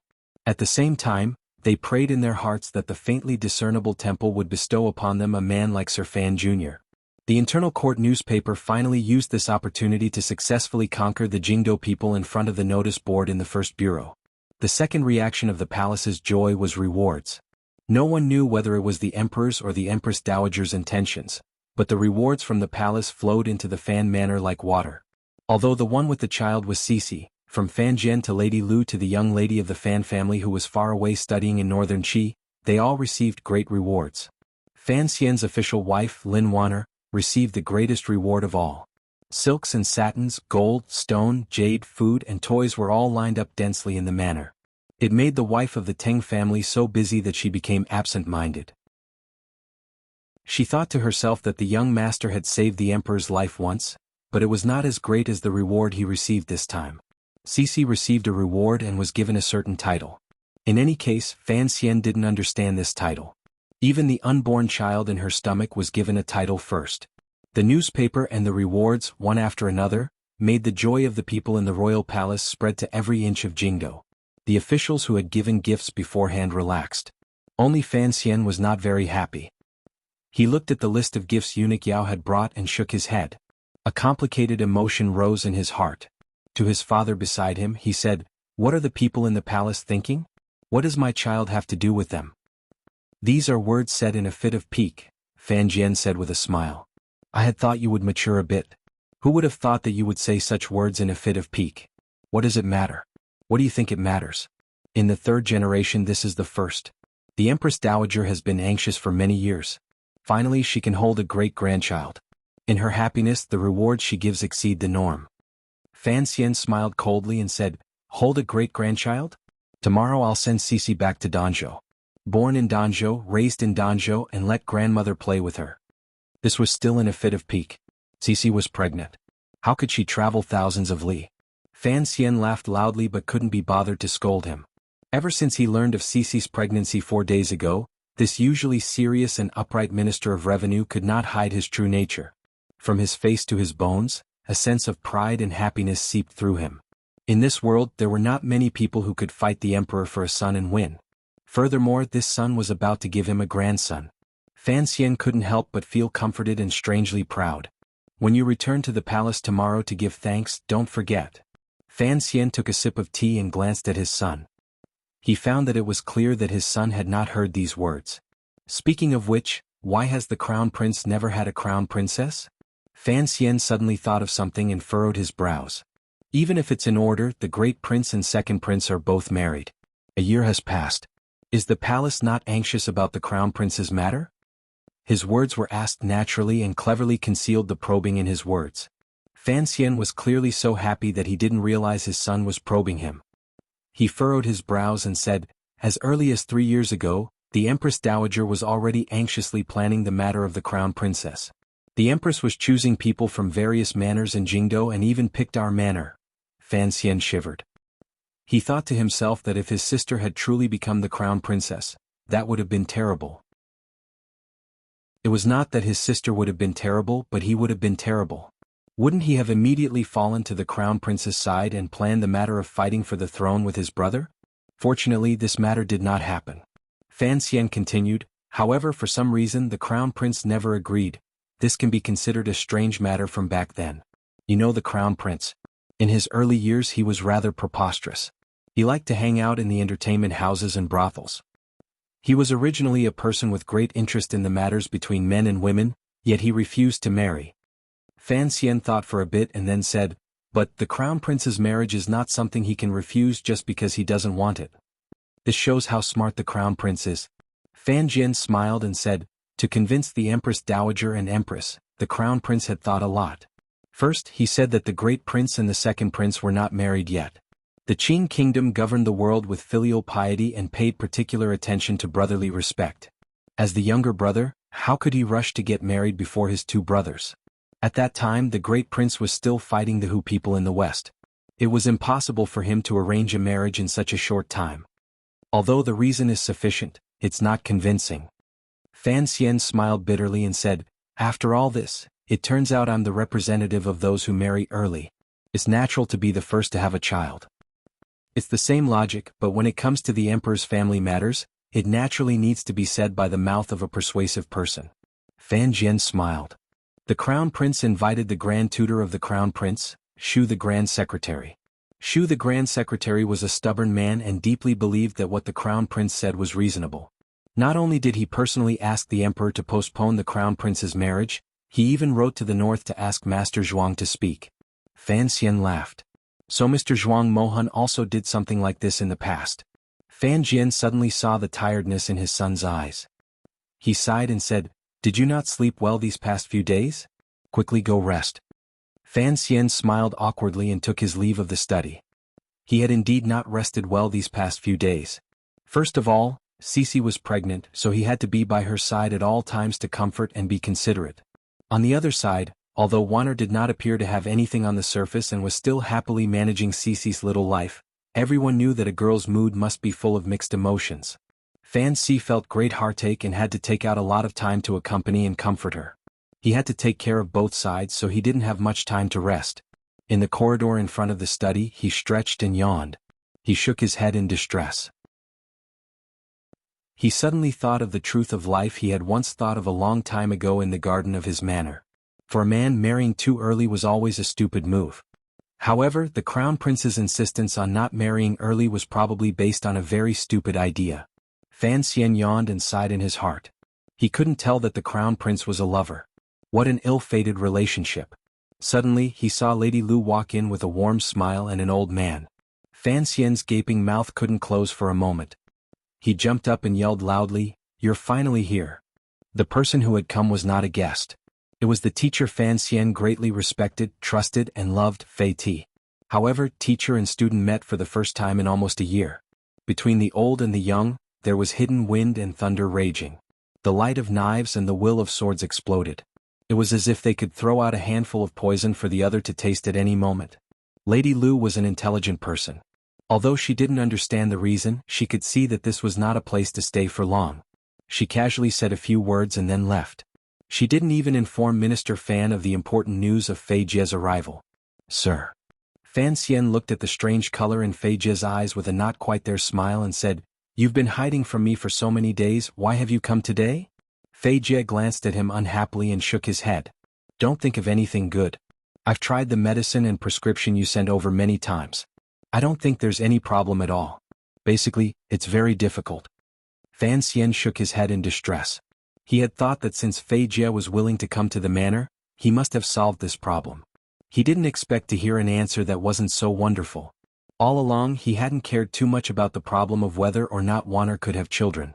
He didn't even consider whether or not he would have descendants. On the cliff in Danzhou, he told Uncle Wu Zhu that one of his 3 goals was to have children wildly. But Warner didn't think like this. She wanted a child too much, so Fan Xian could only become forced to be nervous. Teacher and students sat in a quiet corner of the garden in the back of the manor. A servant brought them tea and then retreated. When cousins marry, will it have any effect on descendants? Fan Xian was silent for a long time. He then asked a question he hadn't asked in a long time. Fei Jie glanced at him and said in a raspy voice, "Do you think your luck will be that bad?" Fan Xian smiled and thought to himself that it was right. It was just a question of probability. Without question, he was the luckiest person in the world. Will it be more difficult to have children? Fan Xian suddenly furrowed his brows and asked, "Who said that?" Fei Jie understood that he was talking about blood relatives. Mockingly he said, 800 years ago, the Wei Emperor raped his own daughter for a dozen years. In the end, she gave birth to 7 children in a row. Of course, not many of the 7 children were normal. Fei Jie shrugged his shoulders. Chaotic? The royal family is indeed the most chaotic place in the world, Fan Xian sighed and said. Fei Jie furrowed his brows slightly. He didn't know if his disciple's words meant something. However, that matter had too many implications. In order to protect Fan Xian, he and Qin Pingping would not say anything to Fan Xian beforehand. "Why have you come today to teach me?" Fan Xian asked sincerely. Fei Jie thought for a bit and then said, "The director guessed that your home is not peaceful, so he had me come to calm your heart." "Come." "Yes, give me another half a year, and I might be able to solve the problem you and your wife are having headaches about." Fei Jie smiled slightly. "Then I must remind you of something. Your return date is almost here. Don't use Cece's pregnancy as an excuse to not go to Jiangnan." Looking at the palace's attitude, Fan Xian might be kept in Jingdou because of this matter. This was what Qin Pingping and Fei Jie were truly worried about. Fan Xian thought for a bit and then nodded. He faintly sensed that Qin Pingping and Sir Fei did not want him to stay in Jingdou for too long. It seemed that they had also sensed that something big might happen in Jingdou. He finally couldn't resist. Fei Jie was his childhood teacher. In his opinion, he was the last person in the world to harm him. He hesitated for a moment and then said, "Is something going to happen in the palace?"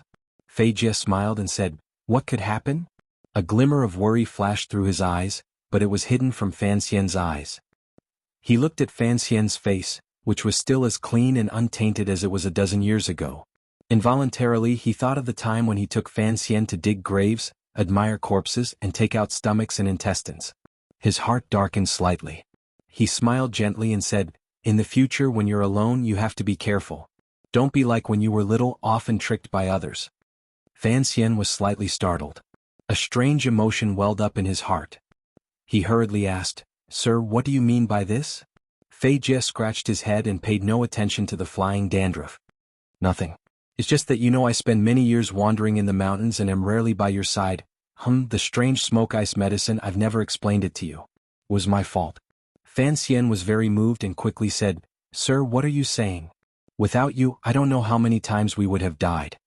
Fei Jie smiled and didn't say anything more. The next day he entered the palace to give his thanks.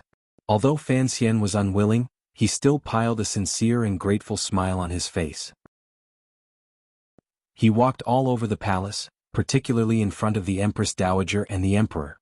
He held out his grateful heart and smeared a layer of the confusion and excitement of being a father for the first time. His performance was brilliant. Along the way there was no more snow in the Vermilion Palace. It was quiet and elegant. Fan Xian was sitting in the Eastern Palace, looking at the Crown Prince in front of him and talking casually. He looked at the Crown Prince of the Eastern Palace wearing light yellow clothing and his seemingly sincere face. Thinking of what would happen not long after, for some reason, he felt a sense of apology in his heart.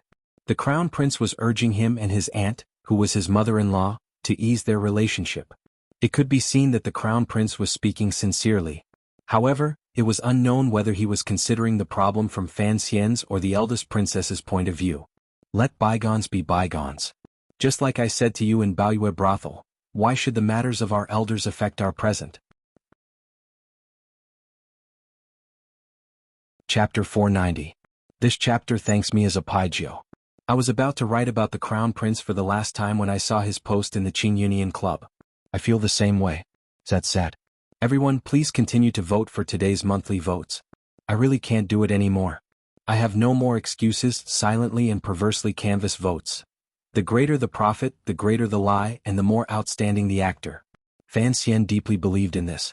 Standing in the court, what they tested each other was the ownership of the chair. This was the greatest benefit in the world, so it would not be strange for the Crown Prince to tell such a big lie in front of him. The problem was that Fan Xian had no way of determining how true the Crown Prince's words were. If he was in the Crown Prince's position, would he make such a promise? Let bygones be bygones?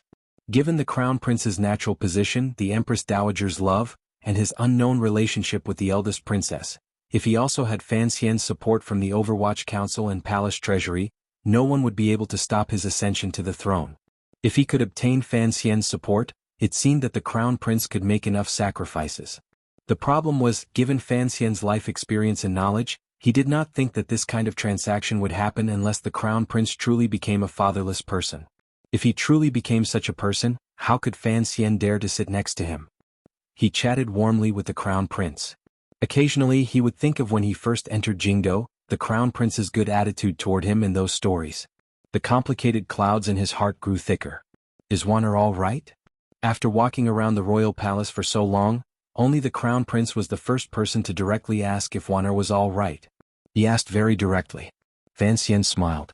His mind was slightly absent-minded. He spoke intermittently to the Crown Prince, but his gaze fell on the other party's face. Looking at it seriously, he gradually saw some details that he had never noticed before.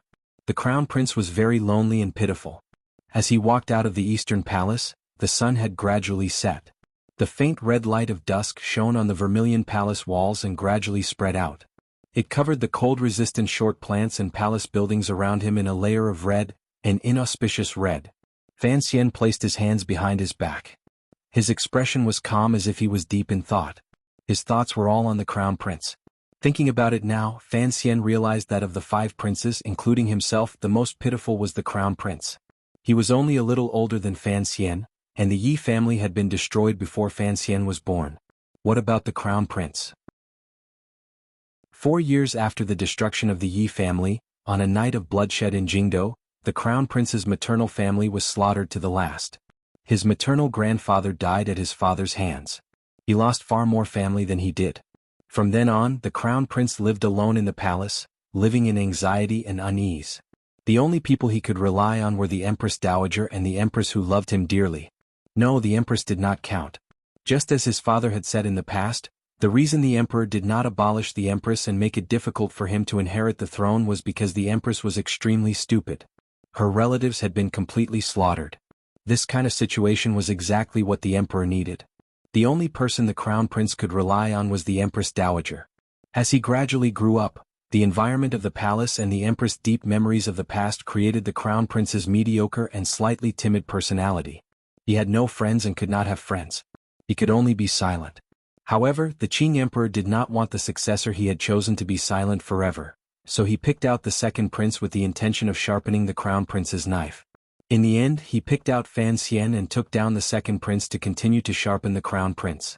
Such an abnormal life would naturally lead to many psychological problems. Silence and silence. Either explode in silence or become perverted in silence. The crown prince seemed to have chosen the latter. However, his heart did not seem to have an overly terrifying part. Fan Xian walked to the bottom of the palace wall and turned his head to look at the towering Taiji palace glowing with a fiery light. He narrowed his eyes slightly and sighed in his heart. When did he want to stand against you? Comparing the crown prince and the second prince, Fan Xian actually leaned more toward the crown prince because he knew the ruthlessness under the second prince's gentle expression. He could try to knock the second prince off his horse and thus preserve his life, but he could not use the same method on the crown prince. Because the crown prince's position was too special, he would either soar into the clouds and transform into a dragon, or he would bleed under his scales and fall to the yellow springs. The second prince had to do something to inherit the throne, so he gave Fan Xian too many opportunities. However, the crown prince was the exact opposite. He did nothing and could not do anything. Only then would he naturally inherit the throne. Once the crown prince thought through this, he would be like what he had shown this year. He would intelligently maintain his calm and watch everything with cold eyes. However, calmness did not mean magnanimity. If Fan Xian was truly blinded by this illusion and softened his heart, once the other party actually ascended the throne, what welcomed Fan Xian would certainly be the Empress' crazed pursuit for revenge and the eldest princess' merciless purge. At that time, would the crown prince still cherish his life? However, the second prince had not been beaten back by Fan Xian. The crown prince had also charged forward. He gently clenched his fists and made his heart cold and hard. He thought to himself, "It is not easy for anyone to survive in this world. Don't blame me." He took one last look at the setting of the royal palace that seemed to be on fire and tilted his head slightly. The source of all of this was actually the middle-aged man sitting on the dragon chair. Fan Xian suddenly felt a glimmer of pleasure. He wanted to see the middle-aged man's embarrassed expression turn into rage. He wanted to break through the emperor's calm disguise and truly tear at his heart. When all was said and done, everyone was a group of cruel people. On this day the sky was high and the clouds were light. Spring had not yet arrived, but the sky was clear. The winter trees on both sides of the road outside the Jingdo city gates spread their branches, baring their fangs and brandishing their claws to frighten the people far away from home. A row of black carriages filed out from the city gates and lined up by the side of the road. At the same time, they waited for the large group of people in front to disperse. A young man lifted the curtain and came out. Standing in front of the carriage, he put his hand on the awning and looked in that direction. He furrowed his brows slightly and said to himself, "Why is this happening?" The young man was Fan Xian. It was already February. He could not find any more excuses to stay in Jingdo. Furthermore, under these circumstances, he knew that the further he left Jingdo, the better. Only then would he not drag himself into the water. However, the matter of Cece's pregnancy gave him a headache. Later, after a good discussion in the manor, they decided to have stay in Jingdo to take care of her and let him go to Jiangnan alone. Today was the day he would leave Jingdo. With the precedent, he did not inform many people. Even the young scholars in the Imperial College did not receive the news. His journey this time was relatively quiet and there was a bit more loneliness. Fan Xian looked at the Qing soldiers lining up in front of the road and furrowed his brows slightly. In a short while, a few riders broke away from the even more parting group. These riders circled back and rode toward Fan Xian's group of carriages. Hearing the sound of hooves, Fan Xian smiled slightly and got off the carriage to wait. At the very front of the riders was an officer wearing thin cotton-lined armor. He looked very heroic. Behind him followed a few deputies. The officer rode in front of Fan Xian and dismounted with a whip. His movements were clean and efficient. When he took off the armor on his face and revealed his handsome and warm face, only then did Fan Xian realize that this person was King Jing's heir, Li Hongqing. Who would have thought that we would leave the capital at the same time? Li Hongqing patted Fan Xian's shoulder heavily and said with a smile. Fan Xian shook his head and sighed. Staying well in Jingdo, why go join the army? As a man, of course, he has to seek achievements. But it is not necessary to seek them on the battlefield. If the king had not told me, I would not have known you had such plans. The Qing kingdom conquered the world on horseback. Their people were simple and valiant. Even the children of the royal family learned horsemanship and martial arts from a young age. From the previous generation they had the habit of joining the army. In this generation the great prince was a model figure. He had started as a minor officer and climbed to the position of a great general. Li Hongqing was silent for a moment. He then said, "You also know that if I stay in Jingdo my father will always keep me locked up in the manor. That is no different from being in prison. I would rather go to the west and fight with the strange Hu people than suffer these grievances again." Fan Xian was silent for a long time. He then raised his head and slowly said, "You must take care of yourself. Otherwise I will feel apologetic. If I can make you feel apologetic, then this expedition will not be a loss." Li Hongqing smiled after a slight pause. In life, one has to find a few goals for oneself. This time, I joined the Western Expedition Army to fulfill a dream I had since I was young. Fan Xian said, "I didn't know you had such a dream in life. I had thought your dream in life was all on the pleasure boat." The two of them smiled at each other. They noticed that there were still many people beside them, so it was not convenient for them to talk in depth. Li Hongqing held the reins of his horse and rode side by side with Fan Xian. They came to the slope below the official road. The leafless and withered branches were even denser here, blocking out the dim sunlight in the sky into patches of coldness. It was quiet. No one could hear the two of them talking. Li Hongqing was silent for a moment. A relaxed smile gradually rose to his face. Happily, he said, "The matters of these 2 years have made me understand. In Jingdo I can't win against you. The second prince also can't win against you. This is good. I'll leave Jingdo for you to play. I'll go play in the west." Fan Xian smiled bitterly. For a moment he didn't know how to respond. A moment later he sincerely said, "The road to Shihu is long and difficult. You must take care. Although seeking fame in the military is a shortcut, it is also a dangerous path. Although the great prince holds military power in his hands, you know how hard it was to waste a few bitter years in the West." Li Hongqing nodded his head thoughtfully. Seriously, he said, "Since I've joined the army, I've long been mentally prepared. Father also knows what I'm thinking. Otherwise he wouldn't have nodded." His so-called thinking meant that he had truly decided to leave the tiresome and dangerous battles in Jingdo. However, Fan Xian remembered that the main force of the Western Expedition Army was still the Yi family, the family of the second prince's father-in-law. He couldn't help but feel a strange feeling in his heart. Looking at Li Hongqing's face, he resisted and resisted. In the end he couldn't resist and said, "Yi Zhong is the second prince's father-in-law. Since you've decided not to participate in the affairs of Jingdo." Before he could finish his reminder, Li Hongqing had already waved his hand to stop him from speaking. Calmly he said, "Relax, I will do what I promised you. I'm not an idiot. He smiled. "It's just that you appear to be a bit too smart, which makes it difficult for us to find opportunities to show our abilities, particularly during these 2 years. You've used my father to suppress me. If I don't lower my head to you, I'm afraid I'll still be under house arrest." Fan Xian smiled bitterly. "It's not that I'm using King Jing to suppress you. It's that King Jing is using me to suppress you. You have to be clear about this." "It's fine no matter what." Li Hongqing sighed. "In any case, my father and you think the same. Since it's like this, why should I forcefully struggle for anything? It's good to go to the west this time. Presumably, the blood and fire on the battlefield will be more direct."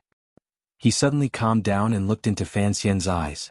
Sincerely, he said, "My relationship with the second prince has always been very good. I have something to ask of you." The word "ask" sounded a bit heavy. Fan Xian immediately guessed what he was going to say. Furrowing his brows first, he said, "I am only an official. Some things are not up to me to decide. Furthermore, who can completely predict victory and defeat? There's no need to say these things in advance." Li Hongqing shook his head calmly.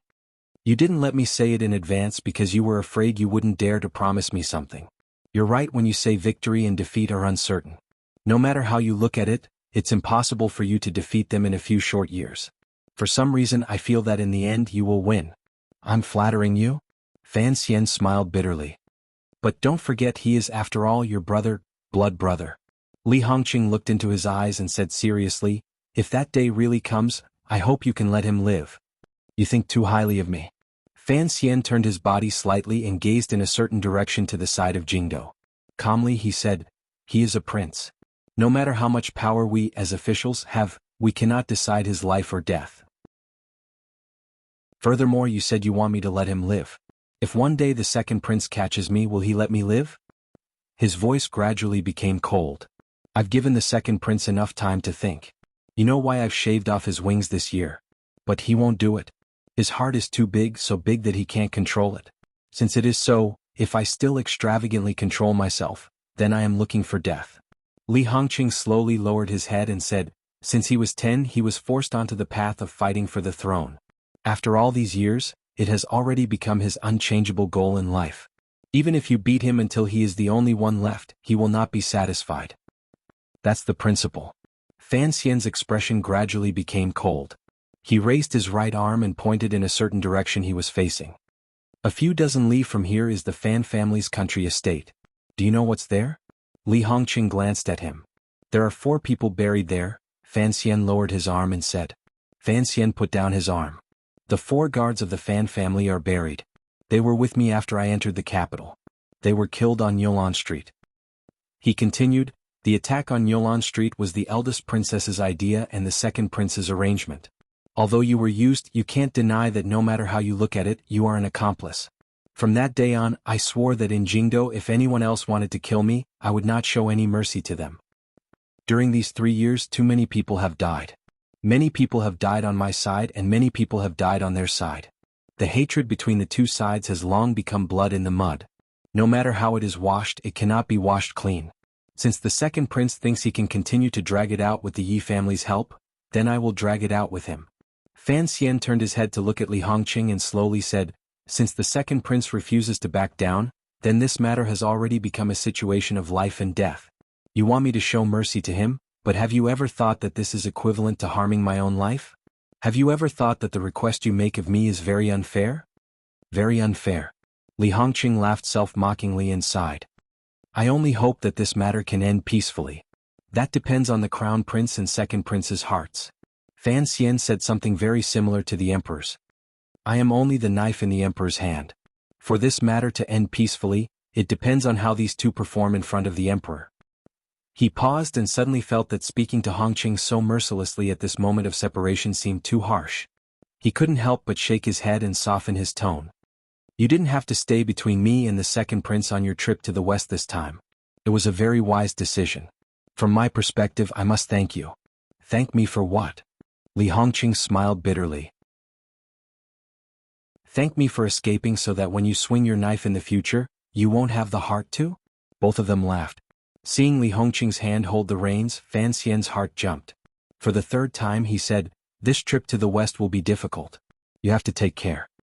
Li Hongqing was silent for a long time and then gently nodded his head. Flipping onto the horse, he turned to look at Fan Xian.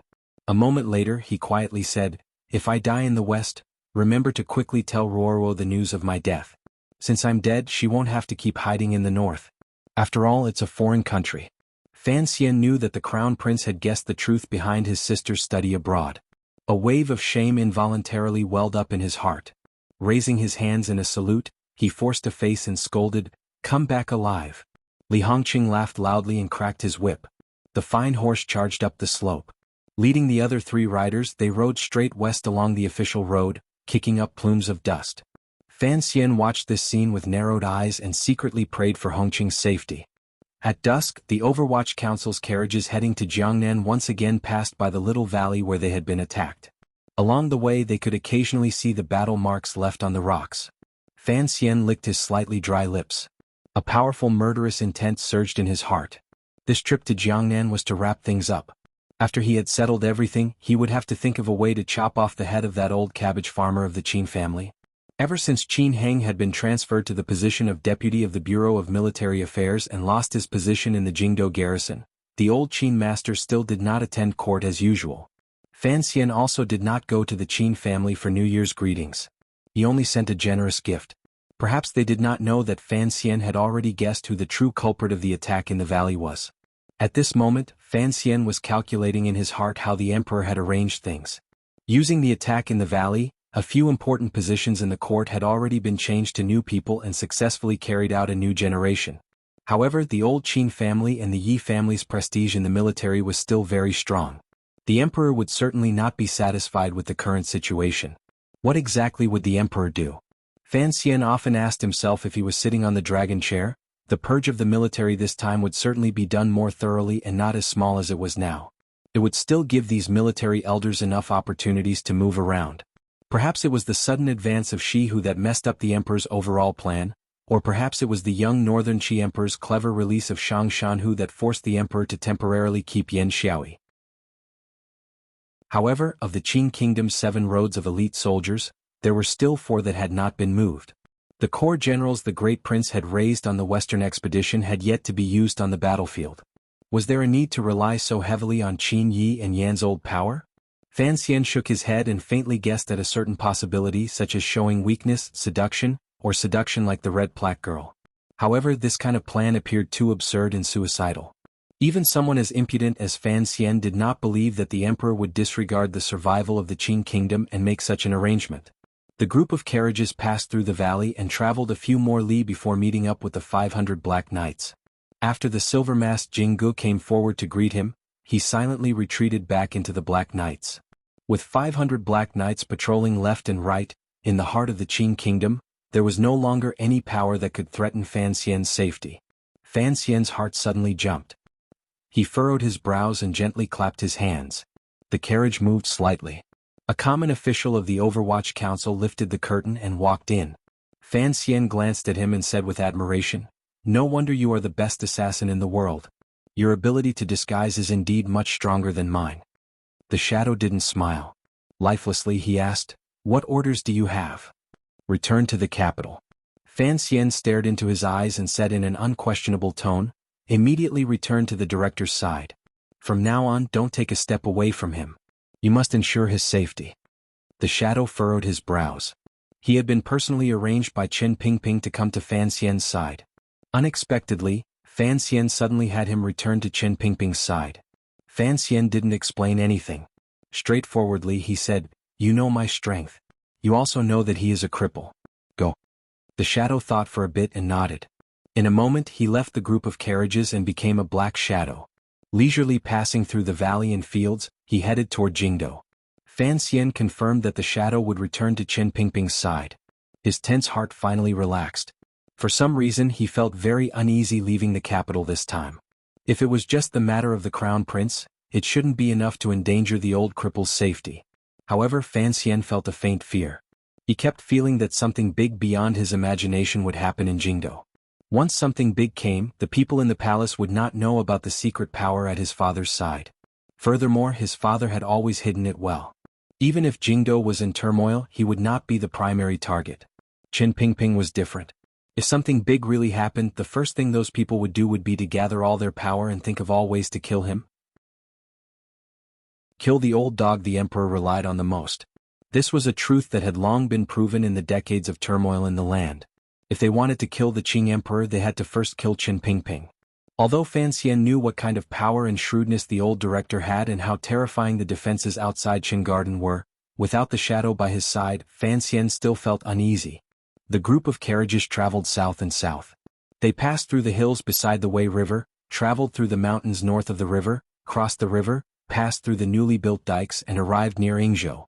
A branch of the river transport governor's yamen was located there. That night, Fan Xian did not summon his student Yang Wanli to see him. For one, he wanted to personally see how Yang Wanli was doing. For another, he was in a hurry to check the council reports from Jingdo, as well as the news from the Jiangnan water bandits. Jingdo was calm. The matter Fan Xian planned had not yet begun, and there were no signs of danger coming. Fan Xian sat by the table and used the faint light to look at the file. He couldn't resist smiling self-mockingly. Perhaps he had been in a dangerous place for too long and appeared overly sensitive. Given the Qing Emperor's supreme prestige among the people and the army, as well as his stable loyalty among the Qing court officials, who in this world would dare to rebel? In the middle of the night, the sound of the night watch rang out on the street. Fan Xian had already left the inn alone.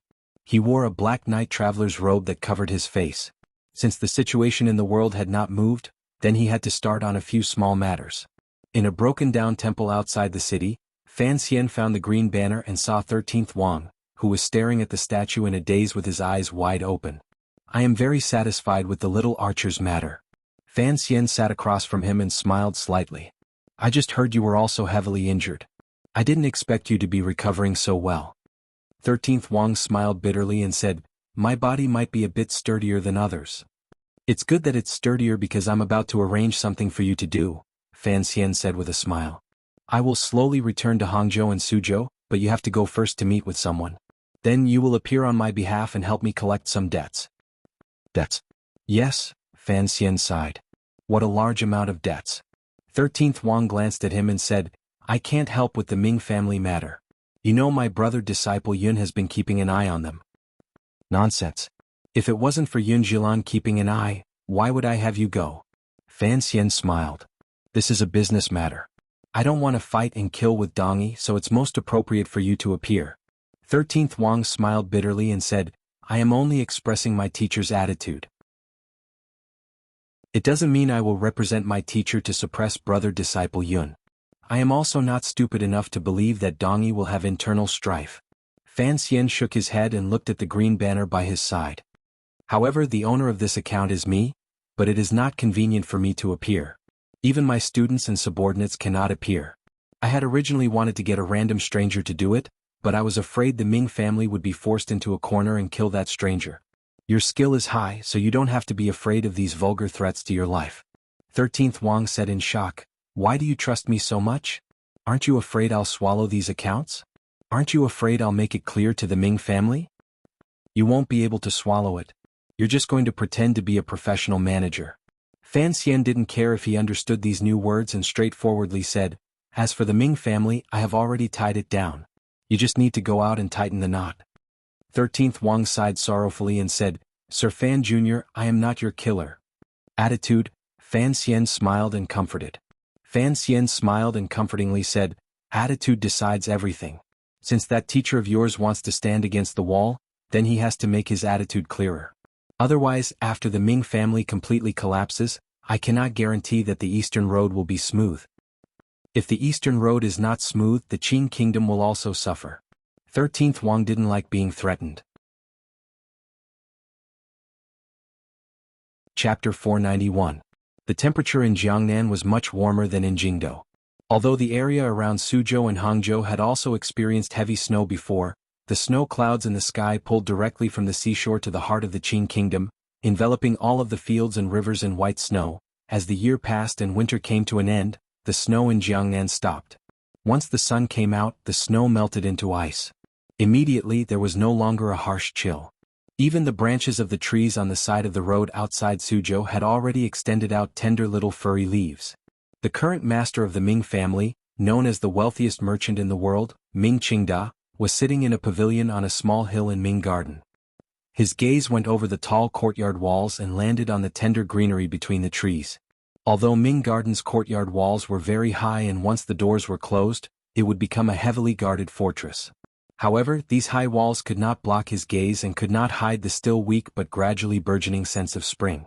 Although it was winter, he still hoped for spring. Ming Qingda sighed.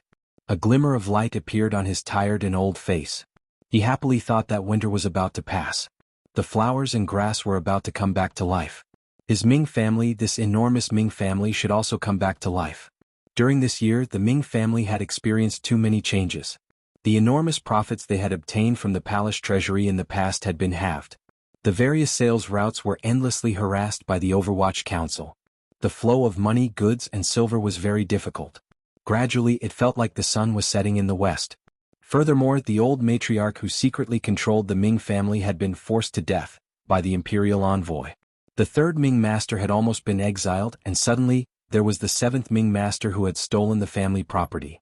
Countless knives and swords chopped down on the Ming family's head, making it difficult for Ming Qingda to breathe. It was difficult for him to survive. He knew that behind the scenes of these things was the supreme being sitting on the dragon chair, and the executor was the gentle-looking but sinister imperial envoy Fan Xian. Fortunately, during this half a year, Fan Xian had basically stayed in Hangzhou and played in Wuzhou and Danzhou. He rarely returned to the Suzhou Palace Treasury Yamen to oversee matters, particularly in the 2 months before and after the New Year, when Fan Xian left Jiangnan and returned to Jingdou. Fan Xian left Jiangnan. The dark cloud hanging over the Ming family's head also moved away. Although the Jiangnan branch of the Overwatch Council was still working hard to carry out Fan Xian's orders and suppress the Ming family's business, the Ming family had deep connections in Jiangnan. They had countless officials helping them in secret, so the Ming family's business immediately came alive and welcomed a rare liveliness. That was why Ming Qingda had let out a happy sigh when he saw the tender branches outside the wall. However, his face immediately darkened, because he suddenly discovered that he had been blinded by joy. Spring had come, the trees had sprouted, but the imperial envoy was also about to return. His mood immediately darkened. He rose angrily and with a wave of his sleeve, walked toward his own courtyard. Ming Garden took up a large area. Most of the men of the 2 branches lived in the garden. Originally, according to theory, after the old Ming matriarch died, Ming Qingda, as the master of the family, should have moved into the old matriarch's little courtyard on the highest ground. However, Ming Qingda firmly did not agree to the proposal of the clan. Using the excuse that he missed his mother, he changed the courtyard into the Hall of Remembrance. He knew why he didn't dare move into that little courtyard. He was afraid that once he woke up in that little courtyard, he would see the white towel tied to the beam and that pair of little feet bouncing endlessly. That morning, Ming Qingda took care of some of the business and country matters under the clan in Ming Garden. He picked up a scalding hot towel and wiped his face vigorously. He felt a sense of exhaustion seeping out from his bones. This family was too big. There were too many things to worry about. In the past, as the master of the family, he could easily take care of the specific matters because the general direction and the collusion with the nobles and court were all handled by the old Ming matriarch alone. He didn't need to worry about it. Now it was different. He had to personally handle secret communications with Jingdou. What gave Ming Qingda the biggest headache was that the imperial envoy had never stopped suppressing the Ming family. With the threat of external aggression looming, there were problems within the Ming family. Fan Xian had forced Xia Qifei, that bastard, into the family through lawsuits. Furthermore, he had heard that the 3rd Ming master had been very close to Xia Qifei recently. In front of the pressure of the court, Ming Qingda didn't have any good ideas. He could only watch as Xia Qifei approached the core of the Ming family step by step. On the first day of the new year a month ago, he had even watched as Xia Qifei returned to the clan to worship his ancestors. With internal troubles and external aggression, Ming Qingda couldn't hold on much longer, but he had to persevere. For this family, he had to endure until the eldest princess succeeded. He glanced at the 2 people beside him and sighed in his heart. The man and woman beside him were the people he trusted the most. One was his son Ming Lansher. The other was the matriarch's personal servant girl in the past, and now his second concubine. If it weren't for this serving girl, it would have been impossible for Ming Qingda to completely take over the old Ming matriarch's secrets and become the true master of the Ming family. Thus, he had made sufficient compensation and love for this woman. As for Ming Lansher, Ming Qingda glanced at his son and furrowed his brows. He knew that Ming Lansher was capable and had good foresight. However, father and son had recently had a great conflict over the future of the Ming family. In Ming Lansher's view, since the court was suppressing so viciously and the palace treasury was firmly controlled by Fan Xian, it was already impossible for the Ming family to obtain large profits from the palace treasury like in the past. They should take advantage of the current period of peace and gradually withdraw from this business.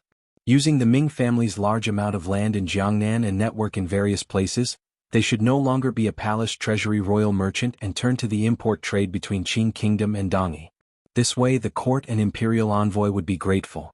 Secondly, they could protect the foundation of the Ming family. However, Ming Qingda firmly opposed this suggestion.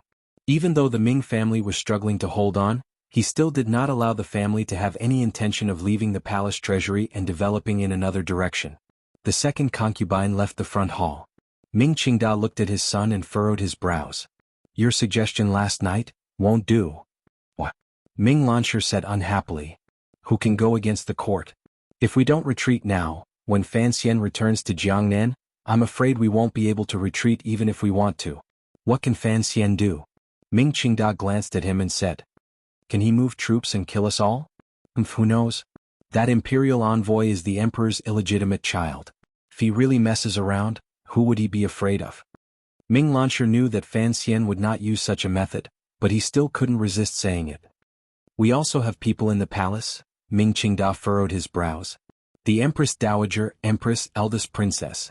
Are these nobles no match for the emperor's illegitimate child? Then what about the business? If Fan Xian continues to do what he did last year, how much silver will the Ming family have to put in to make up for the deficit? Ming Lansher angrily said. Before, in the palace treasury business we could earn as much as we wanted. Now we are losing money on every deal. When the bids were set, the price was set too high. It is impossible to make a profit, and the Overwatch Council people make trouble every day. Father, if this goes on, we won't be able to last much longer. In another 3 months I think the clan will have to start selling land. What's the rush? Ming Qingda disagreed. The palace treasury business must continue. This is what the eldest princess wants. If we leave now, perhaps Fan Xian will let us go, but how will we explain it to the eldest princess? Without the palace treasury bids, the Ming family is just a fat piece of meat that could be eaten at any moment. He didn't realize that he had said these words to his son a year ago. Then, at least send less goods to Dongyi so we can lose less, Ming Lansher said probingly. Ming Qingda shook his head and said resolutely and decisively, no. We can't offend Sigujien, we still need Taiping Money House's silver. Speaking of silver, the father and son fell silent at the same time. Under the full suppression of the court and Fan Xian, the reason the Ming family had been able to hold out until now and keep the family's fertile land was all because of their good relationship with Dongyi and the endless supply of silver from Taiping Money House and Zhaoshang Money House. What if Taiping Zhaoshang feels that our family can't hold out and wants to collect silver? Collect silver? What we're mortgaging is the land and business, Ming Qingda smiled coldly. What use is there for the money house to take so much? Can they sell it? They can only continue to support us. Otherwise what they take back is just some dead things that can't make money. What should we do? Endure. Ming Qingda stood up and tightened his fist slightly. He coughed and said firmly, as long as there are no problems with Taiping Money House and Zhaoshang Money House, we can endure. Even Fan Xian can't do anything to me. How long do we have to endure? Ming Lansher looked at the ups and downs of the family this year. His spirit could not hold out much longer. Endure until Fan Xian falls, endure until the emperor knows he was wrong. Ming Qingda's eyes were sunken. There was a glimmer of ruthlessness in his exhaustion. Even if it's 2 or 3 years we have to endure. We have to wait for movement from Jingdo. Right now there are too many places in the family that need silver. I'm afraid we'll have to continue moving silver from the money house, Ming Lansher said worriedly. The clan's share was forced to give a share to Xia Qifei. Ming Qingda closed his eyes and calculated. Even if the third and fourth aunts have ulterior motives, they don't have much on hand. Most of it is in our hands. As long as the money house doesn't cross the line, it will be fine. Although the scheming and far-sighted merchant did not think that Taiping Zhaoshang Money House would suddenly pull out firewood from under the pot, he who had always been cautious, knew that he had to keep the risk to the lowest. The street in Suzhou full of money houses and pawn shops was not very long. The stone-lined street appeared particularly quiet. Those who could come here were either poor to a certain extent or rich to a certain extent. As the successor of the Ming family, Ming Lansher was the latter. When he quietly came to the money house with the Zhaoshang banners, he was immediately respectfully welcomed in by the head shopkeeper of the Zhaoshang Money House. Ever since Fan Xian had come to Jiangnan, the Ming family's efforts to transfer silver outside had increased, particularly with the palace treasury bidding. Even with the powerful power of Taiping Money House spread throughout the world, they were unable to raise so much silver in a short time. Thus, the Ming family took a risk and asked Zhaoshang Money House for help. Unexpectedly, Zhaoshang Money House agreed with great difficulty. This cooperation left a very good impression on the Ming family. After carrying out a detailed background investigation, the Ming family confirmed that the source of Zhaoshang Money House's funds came from the inheritance of Shen Zhong's family, the commander of the Northern Qi Brocade Guards, as well as a family in Dongyi. Thus they relaxed. The cooperation between the two sides increased day by day and was seamless. Zhaoshang Money House had already become the Ming family's largest partner other than Taiping Money House. In a year, the Ming family had already moved out more than 3 million liang of silver from this money house. Ming Lansher had come again to transfer silver. The two sides very familiarly signed the contract and notarial deed and completed each other's procedures. The head shopkeeper of Zhaoshang Money House suddenly revealed a difficult expression and said, "Young Master Ming, there is something I don't know if I should say. Ming Lansher furrowed his brows slightly, but his heart thumped. He wondered if Zhaoshang Money House had suddenly developed some kind of suspicion toward the Ming family. As expected, the plain-looking head shopkeeper probingly said, "These 2 months have been good, but I heard, the imperial envoy is about to return to Jiangnan." Ming Lansher huffed coldly. The entire world knew that his family was not on good terms with the imperial envoy, but Zhaoshang Money House had not been afraid before. Why were you afraid now? The head shopkeeper smiled warmly and said, "The Ming family has been dominant in the Jiangnan business world for 100 years. Naturally, our little money house would not suspect anything. However, let me remind you there are many money-making businesses in this world. Why must you fight against the court?" Ming Lansher's heart jumped. This perfectly matched his intention of moving the Ming family onto another path. However, he was, after all, not directly involved in the Ming family. He also had a glimmer of suspicion toward this head shopkeeper's sudden reminder. In front of this outsider he wouldn't say anything. He smiled slightly and said, "What business can make more money than the palace treasury?" The head shopkeeper chuckled and didn't say anything more. After the Ming family's carriage left the street made of stone, the head shopkeeper of Zhaoshang Money House bent his body slightly and returned to the heavily guarded inner storeroom at the back. The storeroom stored silver and bills from various places. It was clear that the head shopkeeper placed great importance on the Ming family's bill of exchange in his hand. He carefully placed it in a separate wooden box and glanced inside. The bills inside were already very thick. If Zhaoshang Money House forced the Ming family to pay back the money, the Ming family would not break their contract with the court and break away from the palace treasury sales. Then they could only sell off their rich family property to pay back the money. Of course, Zhaoshang Money House would not do such a thing. The head shopkeeper suddenly thought of something and smiled at the assistant beside him. "How much silver has the sixth master borrowed?" "It has already exceeded the limit," the assistant said respectfully. He greatly admired the head shopkeeper's methods because he knew that Zhaoshang Money House now actually owned nearly half of the Ming family. Although the value of the Ming family's property was definitely more than this, things like wealth, once reflected on bills, would always shrink a lot at a rather clever moment. "That customer has a seal?" "Yes." The head shopkeeper nodded. He knew that his master was preparing to take action. However, hadn't he still not returned to Jiangnan? In the side room behind Zhaoshang Money House, the head shopkeeper saw the green banner at a glance and respectfully asked, "Sir, what should we do next?" 13th Wang had come to Zhaoshang Money House the moment he entered Suzhou. He knew of the cooperative relationship between this money house and the Ming family, but he had never thought, no one in the world would have thought, that this money house was Fan Xian's. His lips tasted bitter. He once again felt why his teacher valued Fan Xian so much and why he had him represent a portion of his attitude. He also knew that the words Fan Xian had said to him in that broken temple were not false. Zhaoshang Money House already had enough of the Ming family's promissory notes. In this matter he was only a hired thug to collect the debts. It was impossible for him to change all of this. Even if he notified Dong Yi and the Ming family right now, it was impossible to change what was already set in stone. The Ming family was finished. More accurately speaking, before Ming Qingda knelt in front of Fan Xian and secretly killed the old Ming matriarch, using a mournful attitude to ask for the sympathy of the world and delay Fan Xian's lightning strike, the Ming family was already finished. All of the Ming family's efforts were superfluous actions and a powerless struggle. The reason Fan Xian had never taken action was because he had previously had to deal with the pressure from Jingdo. For him to take action now, it must be because he knew that the nobles in Jingdo no longer had the extra power to help the Ming family. 13th Wang furrowed his brows and wondered what method Fan Xian would use to delay the eldest princess' support for the Ming family in Jingdo. "I don't understand these things." 13th Wang sighed. "When are you going to collect the debts?" "I'll go with you." The head shopkeeper smiled. A long time ago he was a successful official in the Ministry of Revenue.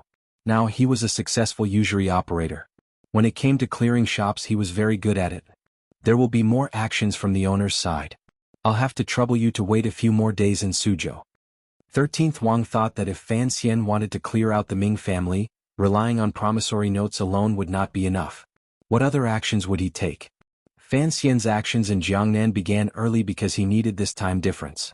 The Jingdo actions that truly led to the Jiangnan actions also slowly began at this moment.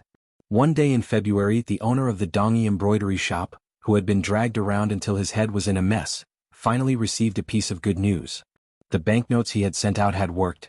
Tomorrow, yes, tomorrow the embroidery cloth would enter the palace. Tomorrow, yes, tomorrow the monthly tickets will stop doubling. Everyone who still has tickets in their hands, toss them over. Thank you. Chapter 492. The second month was the spring equinox. Flowers bloomed and withered according to the time. It was not yet time for the 100 flowers to rise to the sky. Temporarily, one would plant the spirit of spring with skillful hands. Where was the spirit of spring planted? It was planted on people's clothes. The petals fluttered and folded in the golden embroidery. The day before, the Western embroidered cloth that the Empress had requested had finally entered the palace. No one knew how many bolts of cloth there were, but it had worked a number of eunuchs in the palace. The person who had brought the cloth in from outside the palace was Hongzhu. For a small matter like distributing it today, a small matter that required physical strength, he was too lazy to do it himself. He stayed in the main hall of the Eastern Palace and noticed that the crown prince was not there. As he carefully pulled out the brass pieces in the incense burner to prevent the incense from burning too quickly, he quietly ordered the serving girls to be more diligent and quickly spread out the 3 layers of cotton mattress because the Empress would be reading in a moment. Before long, a wave of fragrant wind brushed past. The inner curtain was lifted. The Empress, with black brows, red lips, and a pair of flowing red phoenix eyes, walked out with a slight limp. She reclined on the low couch and drank the freshly brewed incense while reading the book in her hand. The book was a collection of stories published by Dambo Bookstore. Although the Empress hated Fan Xian and feared him, in her daily pastimes, this mother of the country did not want to lower the quality of her life. After skimming through a few pages, the Empress' brows furrowed. No one knew what she was thinking. At this moment, Hongzhu was behind the Empress massaging her back. That pair of exceptionally clean little fists gently and orderly smashed into the Empress's thin body. The Empress had always liked Hongzhu's playfulness and attentiveness to his service, particularly his skill at massaging her back. Today she did not close her eyes to enjoy it as she usually did. Instead, she stared at the book in front of her in a daze. "What are you thinking about, Empress?" Hongzhu asked with a slight smile. Compared to these nobles, the eunuchs and serving girls in the palace were like ants in the mud. Thus, when normal people saw nobles like the Empress, they didn't even dare to breathe too loudly. They were timid and respectful, wishing they could pull back their hands and feet. However, Hongzhu had once received Fan Xian's teachings. He also felt that although these nobles seemed to have a high position and power, wore luxurious clothes and ate good food, and had nothing to be dissatisfied with, it was these nobles who easily felt that life in the palace was boring and lonely. They liked people to talk to them. Ever since Hongzhu had served in the royal study, he had been different from other eunuchs. He would not always lower his head and never forget to act like a servant. Rather, other than being respectful, there was a hint of magnanimity in the way he handled matters. In fact, the reason was very simple. The nobles in the palace also needed to talk, but their status meant that they had no close friends to communicate with. If the little eunuch who had always been by their side didn't look so wretched and act so bashfully, they would feel much better. That was why Hongzhu was loved by so many nobles, including the Empress. The Empress seemed to be used to talking to Hongzhu. She sighed and said, "I was just thinking. I'm tired of always being in the palace. Aunt has been a vegetarian and chanting scriptures these 2 days. I haven't had many opportunities to see her." Hongzhu smiled and said, "It is good for me to accompany you and talk for a while." He had to say that he was a slave, but he couldn't put on the appearance of a lowly slave. Otherwise, the master would only have the desire to slap him in the face when he saw the lowly slave, and would never have the thought of communicating with him. "What can you say? Why don't we do what we did a few days ago and tell us about the days you spent wandering outside the palace when you were a child?" the Empress asked with interest. After Hongzhu's family was ruined by corrupt officials, he and his brother fled to Jiaozhou. In those years, who knew how much suffering they had suffered and how many joys and sorrows of the human world? In terms of experience, he was much richer than these nobles who had grown up in noble families. Especially the secrets of the beggars, the rumors of the Jianghu, and the eating and playing of the common people. When they fell into the ears of the Empress, they seemed so fresh and interesting. Today Hongzhu was telling a true joke he had heard on his wanderings. It had to do with the girls in the brothels. After all, he was in the royal palace, and the person listening to the story was the mother of the country. Thus, Hongzhu was particularly careful when he told the story and didn't dare to say too many explicit words. As the Empress listened to this story, a ripple appeared in her eyes. She smiled slightly and felt that it was amusing. She quickly yawned to hide it. She was in front of Hongzhu so he couldn't see. He just felt surprised that the Empress didn't stop him from continuing. After all, he was young. How could he know that no matter how sacred and inviolable a noble was in reality, the things in their minds were no different from those of the women in the marketplace? After he finished the story, the Empress sighed and said, "The children of the common people do indeed have a hard time, but they can also see some different things." Hongzhu smiled awkwardly and said, "It's hard. What kind of person is the Empress?" Since childhood. This naturally led the topic to the Empress's childhood. For a moment, the Empress was lost in thought. She thought of the present emperor. When she was young, he was still that unsmiling cousin. It seemed that they had occasionally had happy times together. However, later on, how did it become like this? She immediately thought of the price her family had paid on that night when Jingdo bled with blood. Her emotions began to become unstable and gradually gained a sense of sorrow. Hongzhu carefully controlled his words. He used his peripheral vision to watch the frequency of the Empress's eyelashes blinking. He then turned the content of the conversation to the little playthings of the Empress in her childhood. At this moment, the Empress was warning herself in her heart. Furthermore, she couldn't tell a servant too much about herself. Hearing him change the topic, her heart relaxed and she began to count like she was counting her family treasures. After countless twists and turns, Hongzhu finally succeeded in, without leaving a trace, making the Empress think of a piece of jade. A piece of jade that she had brought into the palace from her paternal family.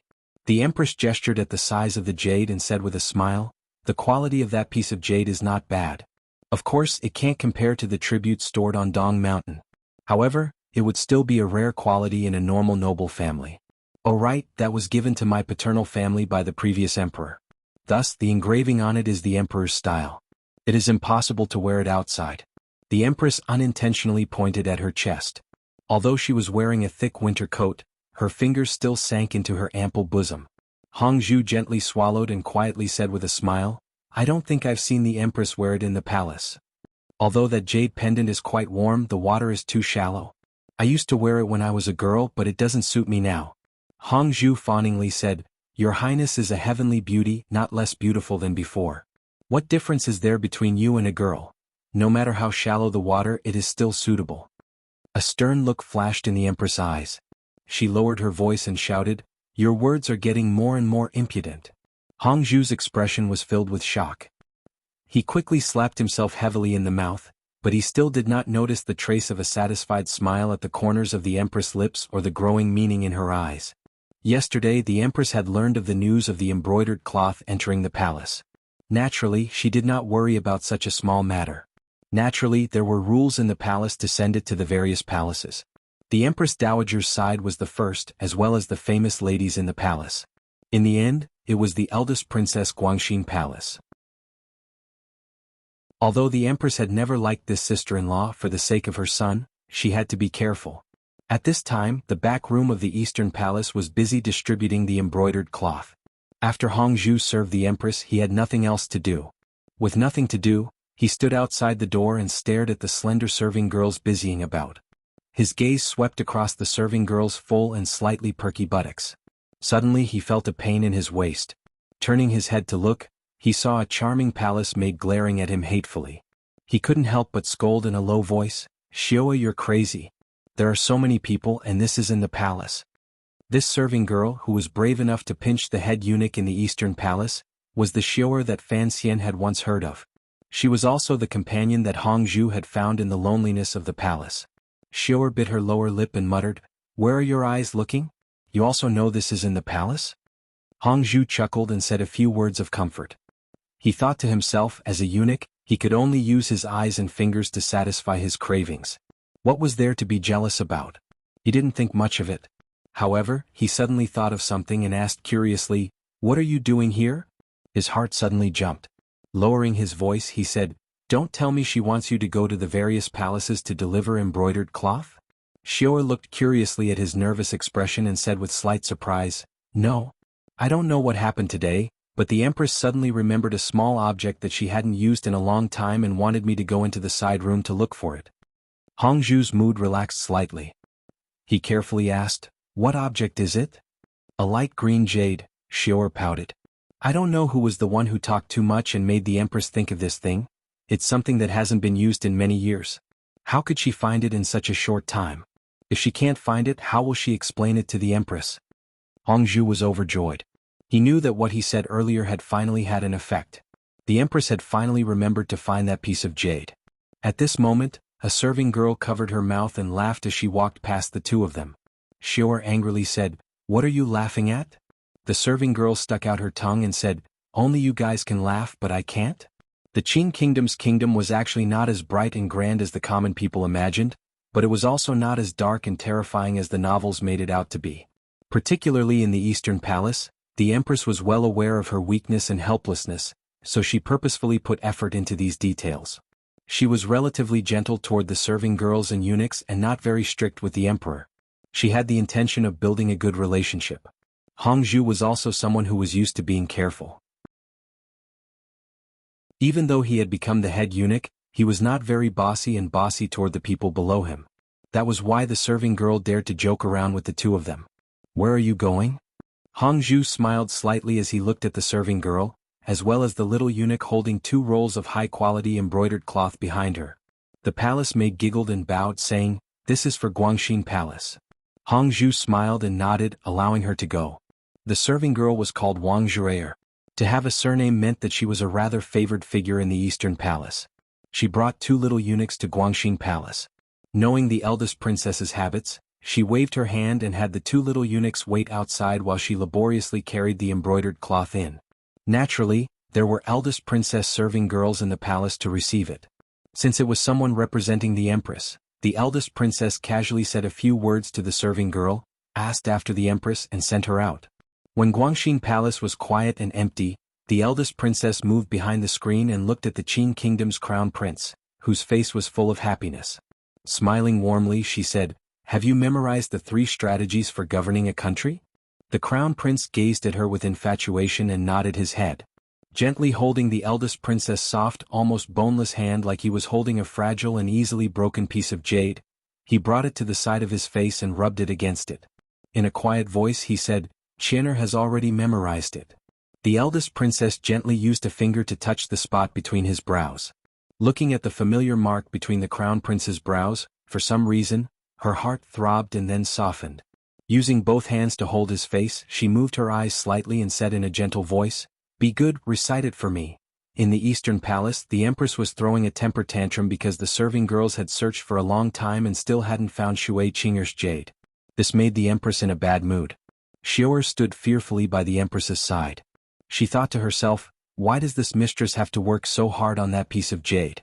She had no idea that the Empress had been moved by Hongzhu's words and wanted to find some of the tale of time from many years ago. "Search carefully for me." The Empress was very angry. She had only occasionally wanted to find something, but in the end she couldn't find it. She was lenient, but these servants dared to overturn the heavens. She had faintly heard that there were people with dirty hands and feet in the palace, but she had never thought that there would be someone so daring as to stretch their hands into the Eastern Palace. Thinking of how she was alone and without help in the royal palace and was now being bullied by these dog servants, the Empress was so angry that her lips trembled.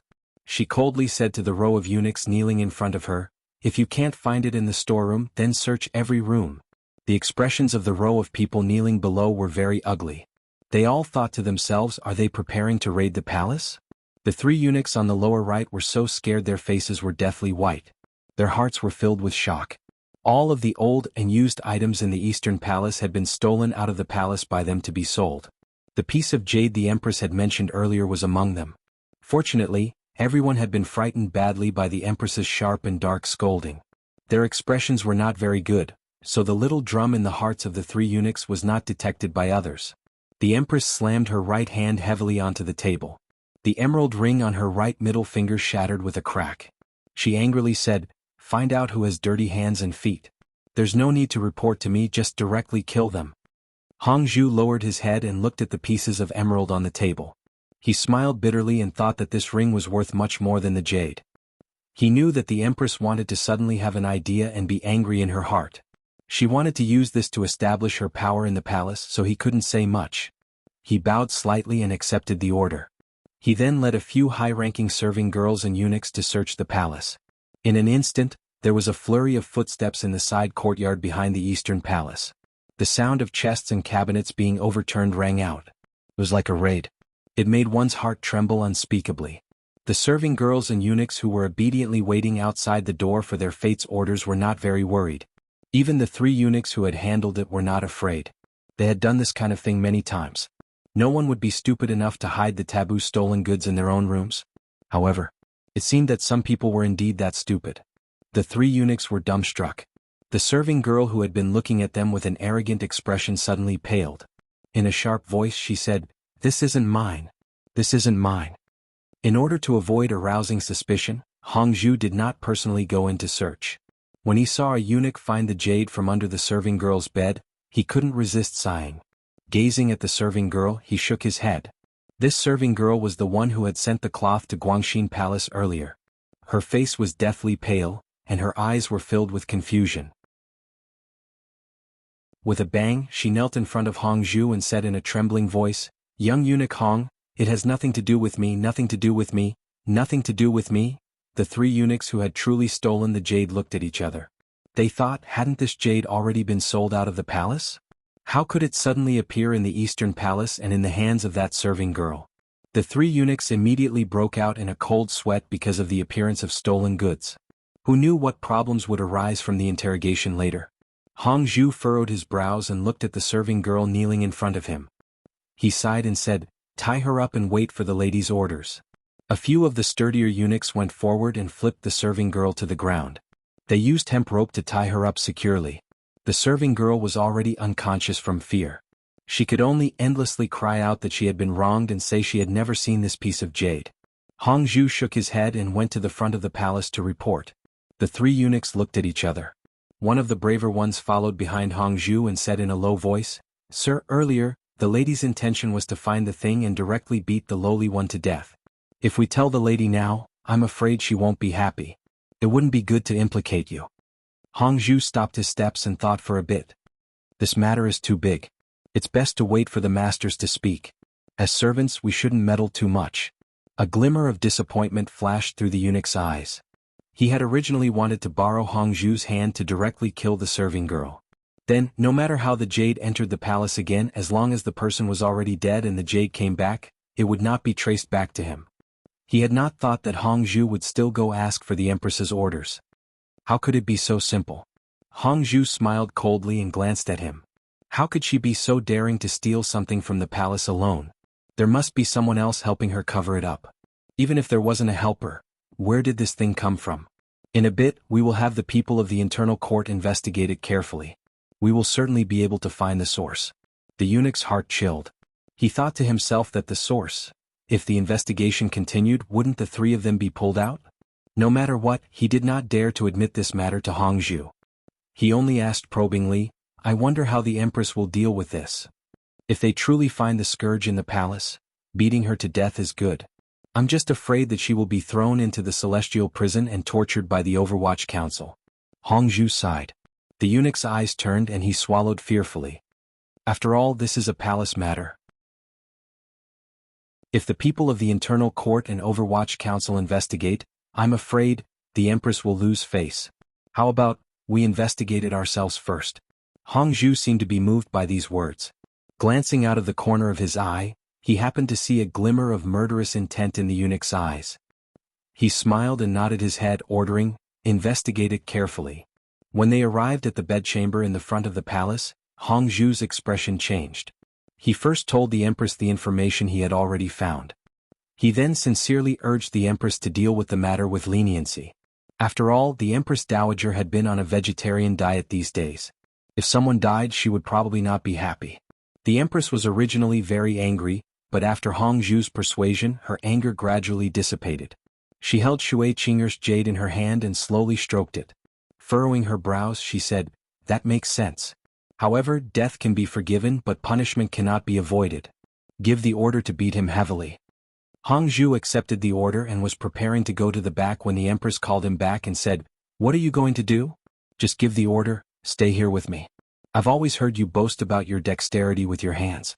Weave a golden thread to tie this piece of jade together." The Empress's expression was calm. No emotion could be heard from her. Hongzhu was secretly happy. He thought to himself that if he was asked to lead the investigation, who knew if he would be dragged into it? After an indeterminable amount of time, a eunuch knelt outside the palace with an ugly expression. Hongzhu furrowed his brows and went over to listen to him say something. His expression also became ugly. He moved closer to the Empress's ear and quietly said a few words. The Empress's beautiful brows furrowed and she said with disgust, "How inauspicious. It's fine if you can't take a beating, but at least you have some sense of shame and know to commit suicide to be clean." This mother of the nation casually said, "Have Jingle Hall drag it away and burn it." Hongzhu's heart trembled slightly. He knew that in the eyes of these nobles, servants like him were only objects to be ordered around and toyed with. Human lives were not worth as much as ants. He silently bowed and then went to make arrangements for the serving girl's funeral. He knew that the serving girl's death was certainly not as simple as suicide. It had to have been secretly done by the eunuch he had arranged to interrogate her in order to silence her and protect his glory, wealth, life and wealth. However, this was something Hongzhu had arranged, so he was not very surprised. He only felt a glimmer of guilt toward the innocent serving girl. The Qin kingdom's royal palace was very large, taking up a quarter of Jingdo's area. Inside lived the noblest men and women in the world, as well as the lowliest women and people who were neither male nor female. In this cold palace, who knew how many stories happened every day? Who knew how many lowly people would mysteriously or silently disappear or die, and no one would remember that they had ever existed in the palace? Although the Qin royal family was not known for their strictness, this kind of strict barrier between classes meant that the royal palace would forever be a dog-eat-dog place. Thus, the death of a common serving girl in the Eastern Palace did not attract much attention. It was just that there was an extra body on Jingle Hall's burning ground. There was a girl in the embroidery bureau who was lucky enough to obtain the opportunity to enter the Eastern Palace to serve the Empress. The Empress continued to listen to Hongzhu's jokes every day. The Empress Dowager continued to eat vegetables every day. The Crown Prince continued to learn how to govern a country every day and then went to Guangxin Palace to ask the eldest princess for advice. Everything was as usual. As long as it is a big clan, if someone attacks from the outside, it will not be destroyed immediately because it has a strong foundation. However, if there is a problem within the clan and people start to attack each other, suspicion and internal strife will become the norm, then the day of death will not be far. On the newly built earthen dike in Yingzhou, Fan Xian watched the river below the dike roll toward the east. Deep in thought he said, "A 1,000-li dike can be destroyed by an ant's nest. A 1,000-year family can be destroyed by a thought." He turned his head to the dark-faced Yang Wanli and said, "I'm not just talking about the river dike you built or the Ming family.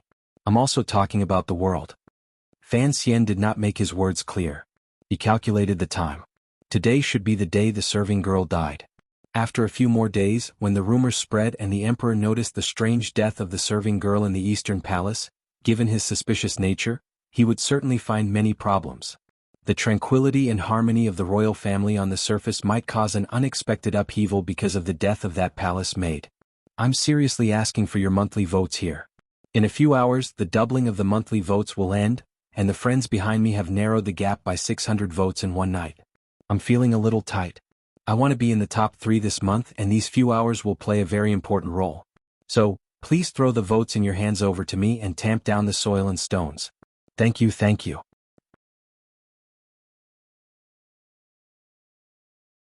Chapter 493.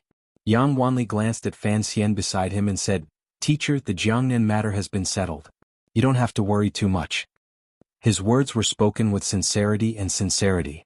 Yang Wanli had experienced more than half a year of wind and rain on the river embankment and wrangling and shirking in the river transport governor's yamen. He had long gradually understood the true meaning of being an official and the difficulties of the people's lives. As an official, if they wanted to work for the people and share the burdens of the court, they had to have power and money in their hands. Otherwise they couldn't do anything. Because Yang Wanli had Fan Xian as a backer, no superior in the Ministry of Works dared to order him around. Although the river transport governor's yamen was still a mess, he had the power to directly take silver from the palace treasury. Thus, in this area no one could create obstacles for him. He was no longer the pure young man who dared to make a ruckus at his students with a wave of his sleeves. Every time he thought of this, he deeply admired the lesson his teacher had taught him by West Lake in Hangzhou. At this moment, the endless river embankment beneath their feet was Yang Wanli's achievements in this one year. Every time he looked at the square stones and yellow earth and the tamed river water below the embankment, His heart was always filled with fulfillment and pride. The patched clothes on his body and his dark face all became a symbol of glory. Yang Wanli knew that the reason he was able to achieve his dreams in life was because of Minister Fan and Sir Fan Jr.'s meticulous care and guidance. Thus, he was both happy and worried about his teacher's arrival, which was why he said the words he had said earlier. Everyone under heaven knew that Fan Xian had been attacked on his way back to the capital. Yang Wanli was very worried about his teacher's health. Fan Xian shook his head and looked at the river water under his feet. It's fine. Don't think too highly of me. I am a lazy person.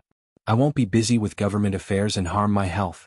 As for the Jiangnan matter, the Ming family's weakness has long been grasped. Naturally, they have no power to retaliate. However, if they want to take them all in one bite, it will still be difficult.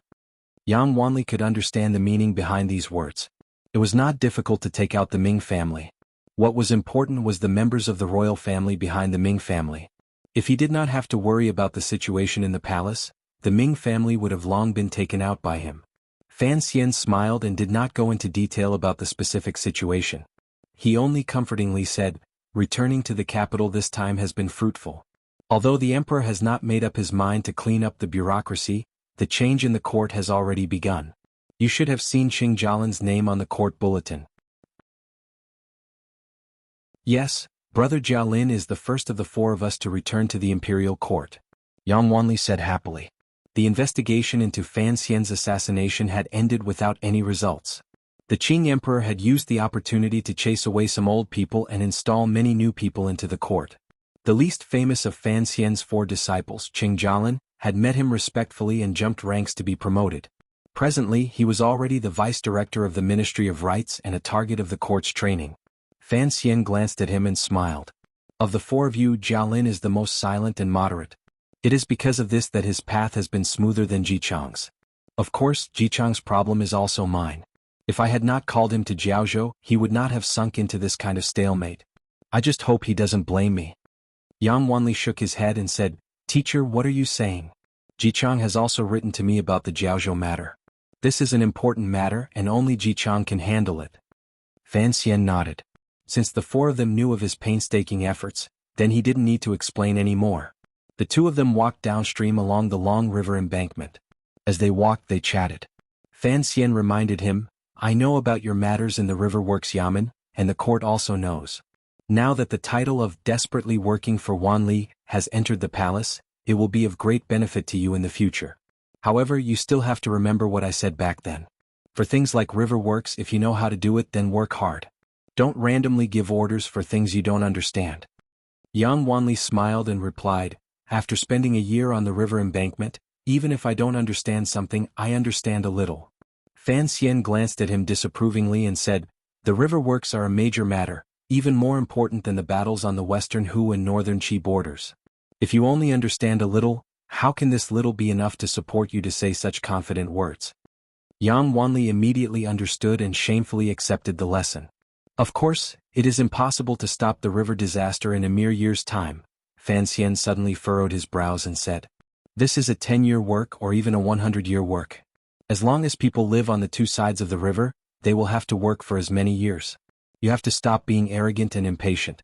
You should be willing to be lonely. Yes, teacher. However, you also have to pay attention to raising a few capable subordinates and specialists, Fan Xian said sincerely. Fan Xian sincerely said, although you have the desire to benefit tens of thousands of people, you've been exposed to wind and rain for a long time. I'm afraid your body won't be able to take it. You've raised capable people, so don't stay in the River Works Yamen anymore. Go back to the capital and work seriously. Yang Wanli was startled and quickly explained, Teacher, I don't want to go back to the capital. The capital is much more troublesome than the embankment. Besides, I'm not afraid of hardship. I've long gotten used to it. Of course, the capital is troublesome, but if you want to work, you have to go back to the capital, Fan Xian said resolutely. Fan Xian said resolutely and decisively, this has nothing to do with whether or not you can endure this hardship. I still hope that you can live a few more years. You're already so old, yet you haven't even taken a wife. What kind of rumors would it be if it got out? Yang Wanli was vexed and didn't say anything. Speaking of which, it was strange. Fan Xian was younger than all four of his students, but during these 2 years, when they occasionally ran into each other and Fan Xian put on the airs of a teacher to lecture them, he had become more and more used to it. This was probably what was meant by changing places and nurturing one's temperament. In the next few days, Fan Xian continued to linger in Yingzhou. Most of the time he was on the river embankment pointing and discussing with Yang Wanli. However, he could not avoid being invited to a banquet by the river works governor's yamen. Fan Xian could refuse a normal local official, but this time the river works governor had personally come to invite him to a banquet. This kind of face was rare. The governor's reason for inviting Fan Xian was simple. What the river works governor's yamen lacked was silver. Fan Xian was in charge of the palace treasury and had plenty of silver. This year, the river works governor's yamen had smoothly repaired the river and received great rewards from the emperor. It was because Fan Xian, both openly and secretly, had invested great enthusiasm and countless silver into this yamen. The governor could not help but be endlessly grateful for this kind of favor. What Yang Wanli found strange was why his teacher had remained in Yingzhou. Of course, the imperial envoy of Jiangnan Road could inspect the construction of the embankment. Looking at Fan Xian's appearance, he was prepared to stay for half a month. "Teacher, are you not going to Suzhou?" One day Yang Wanli gathered his courage and asked. "There's no rush. I'll wait a bit longer." Fan Xian smiled. Jingdou was in the north and Suzhou was in the east.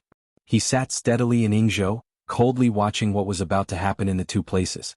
It was like a porter carrying 2 loads of thorny fruits. He just happened to place the carrying pole on his shoulder to support the weight, but he was not worried about the thorny fruits piercing his thigh. He was waiting for the Suzhou matter to first enter the main topic and then for the Jingdou matter to explode. Yingzhou was the best place to watch the show. Although he was very repulsive in the eyes of the officials under heaven, at such a sensitive time, he still needed to avoid arousing suspicion. The Qinian unit of the Overwatch Council in Jiangnan had 2 leading figures. One was Su Wenmao, who managed the production of the palace treasury in the 3 workshops in North Min. The other was Hong Changqing, who kept an eye on the Ming family's movements in the palace treasury transport company in Suzhou. The movements against the Ming family had actually been laid out a year ago, and the true movements had begun half a year ago. On one hand, Zhaoshang Money House vigorously transferred silver to the Ming family to support their channels and daily needs. They also began to provoke Ming Launcher to open up a new business route. At the same time, they also made a move against the 6th master, who only liked sumo wrestling. That muddle-headed 6th master only knew that Zhaoshang Money House had borrowed a lot of silver from him to spend, but he had never thought that his shares in the Ming family had long become a few pieces of paper in Zhaoshang Money House. All of this was carried out in the open. Even if Zhaoshang Money House were to press for a debt, given the Ming family's powerful strength, the goods in their hands as collateral, daily cash flow, and the support of Taiping Money House, they would still be able to deal with it. They would not be forced to liquidate and use their business shares and land to pay it off. Thus, the problem that had been placed in front of Fan Xian was how to quickly reduce the value of the Ming family's cash flow and cause serious problems for the Ming family's cash flow. Against such an enormous business of the Ming family, no matter how much money they had, it would still be difficult to achieve this goal. However, the problem was that Fan Xian had full control over the palace treasury. He had a death grip on the supply of goods. It was the same as having the Ming family by the throat. The first to act was Su Wenmao.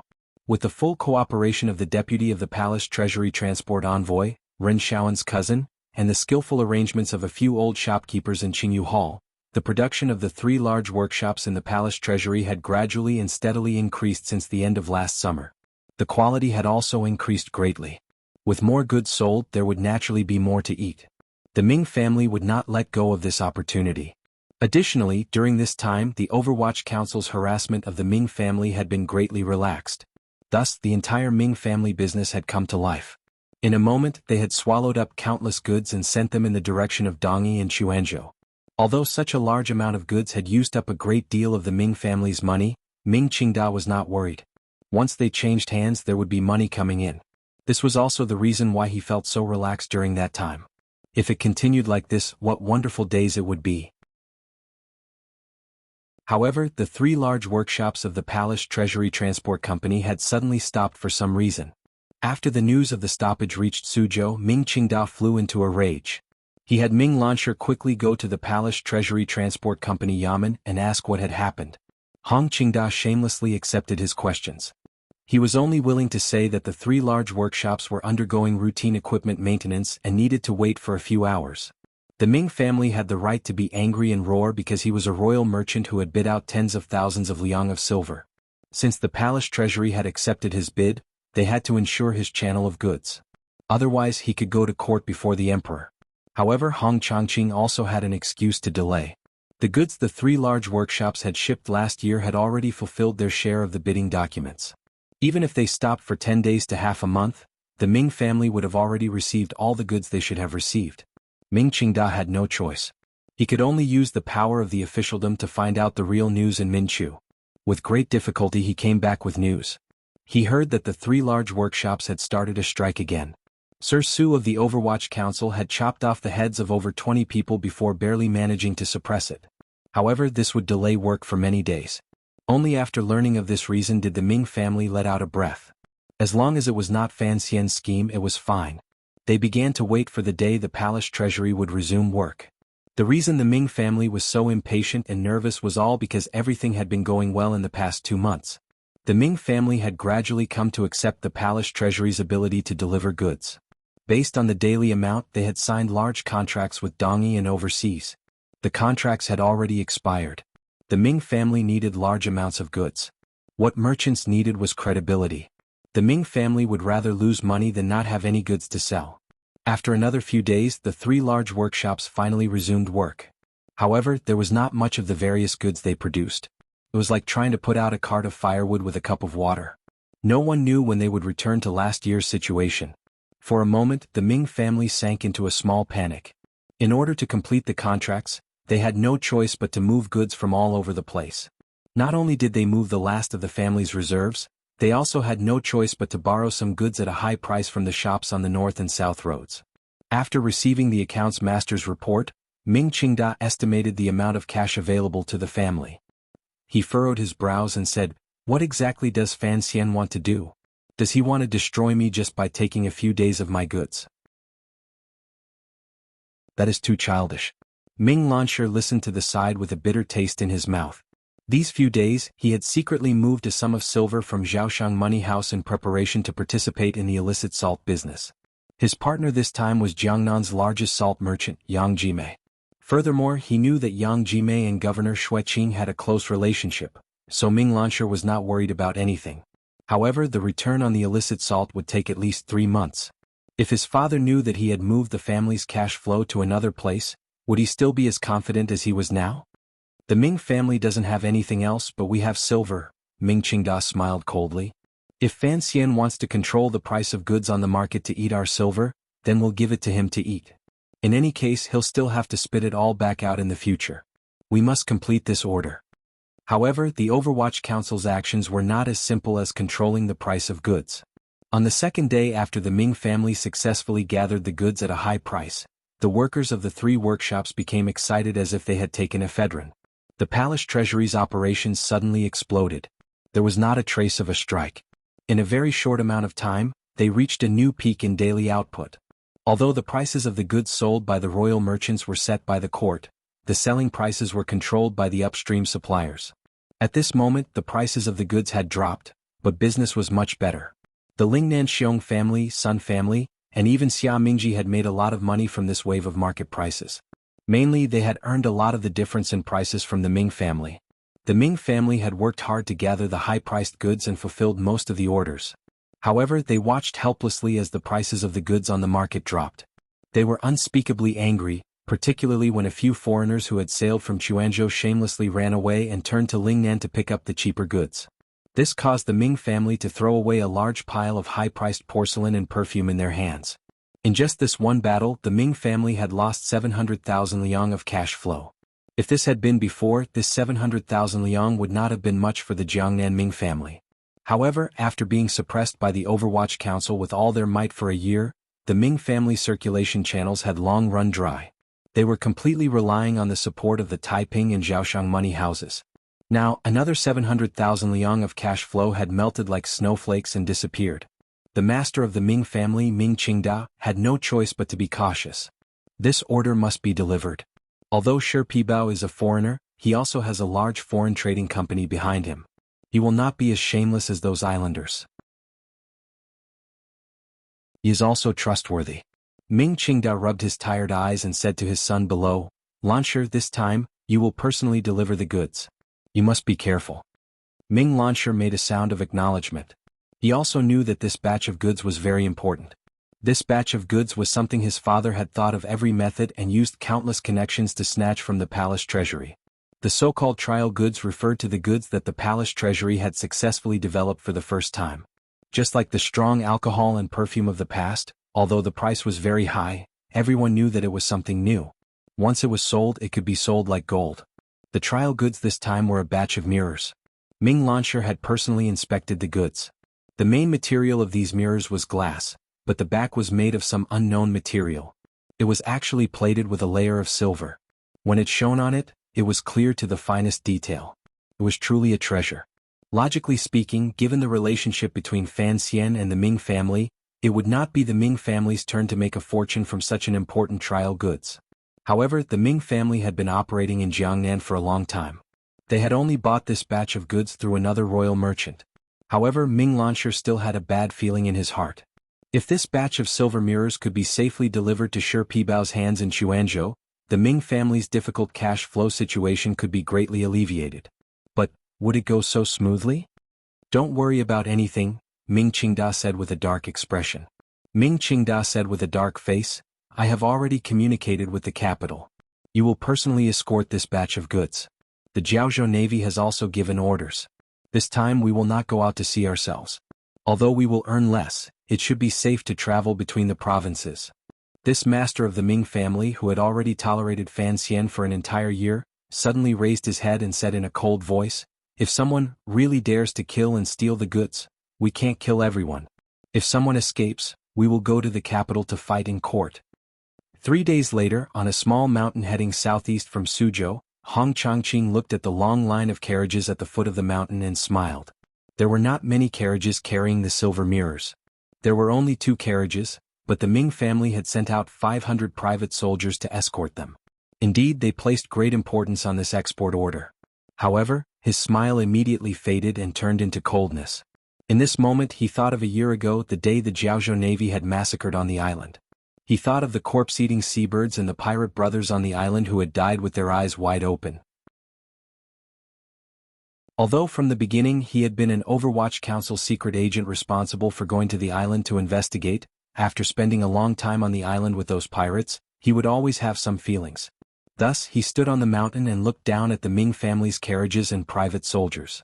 A joyful and bloody smile appeared at the corner of his lips. He would not kill anyone today, but it would certainly hurt Ming Qingda more than killing these people. Just as he was thinking, a group of about 200 riders escorting a few carriages walked over from the official road directly opposite the Ming family. The 2 sides met and blocked the foot of the mountain. Ming Lansher had been carefully watching the situation on the road. Looking at this group of people, he immediately sensed a strange atmosphere. He ordered his private soldiers to pull out their weapons and prepare to meet the enemy. However, the 200 riders did not move. They only coldly brushed past the Ming family carriages. Although these riders were standing on their horses, a cold and stern aura emanated from their bodies. It made the Ming family's private soldiers afraid to move rashly. Just as the 2 carriages merged into 2 lines, the side compartments of the carriages escorted by the 200 riders suddenly broke. The carriages escorted by 200 riders suddenly had their sides broken. Everything inside spilled out and crashed onto the carriage the Ming family used to store the silver mirrors. If it was normal goods, what was there to be afraid of? The problem was, the things that smashed onto the carriages holding the silver mirrors were rolling stones, very heavy and angular rolling stones. No one dared to use their bodies to block it, not even the Ming family's private soldiers with strict orders. After a few muffled booms, there came countless fine shattering sounds. Ming Lansher screamed and quickly dismounted from his horse to check. He saw that most of the 100 or so silver mirrors had been crushed into shards of shining lenses. Although they still reflected an enchanting light, the official road at the foot of the mountain immediately descended into chaos. Countless people pulled out their weapons. The 2 sides faced each other. A great battle was about to break out at any moment. Ming Lansher's vision darkened. He immediately knew it was over. He turned his head fiercely and stared at the leader of the 200 riders. Gritting his teeth, he said, as expected, when did the proper Black Knights of the Overwatch Council do such things as killing people and stealing goods? The leader's face was covered by a silver mask. He was not surprised that the young master of the Ming family could recognize the identity of his group. They had not planned to hide their identities today. Jinggu, the deputy commander of the Black Knights of the Overwatch Council, gazed at Ming Launcher and coldly said, "I did not kill anyone or steal goods. I was escorting the stone materials needed by the 3 large workshops of the palace treasury through here. You civilian merchants dared to block the way. The road is narrow and unfortunately overturned. Both sides have suffered losses. I don't want you to compensate, don't make a ruckus. If you anger my fierce nature, I'll take your heads carefully." Ming Launcher's gaze was slightly dim. He looked at the Black Knights, who seemed eager to try, covered in a bloody aura. He forcefully pushed down the anger in his chest. He only felt the taste of blood in his throat. With wide eyes, he said in pain and absent-mindedness, "Overturned? How could a carriage overturn so accurately in this world? Both sides suffered losses? No matter how your stone was overturned, it would not lose a corner, while mine was a fragile silver mirror."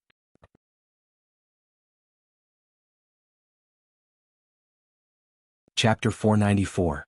In the quiet valley there was a stifling and panic, but no one dared to make a move. Of course, Ming Launcher knew that this was something Fan Xian had arranged. It had been so from the beginning, but he didn't understand. After all, the other party was an official of the court. How could he do such a shameless thing? Faced with such a terrifying cavalry, Ming Launcher didn't want to fight it out with the other party and throw away his life.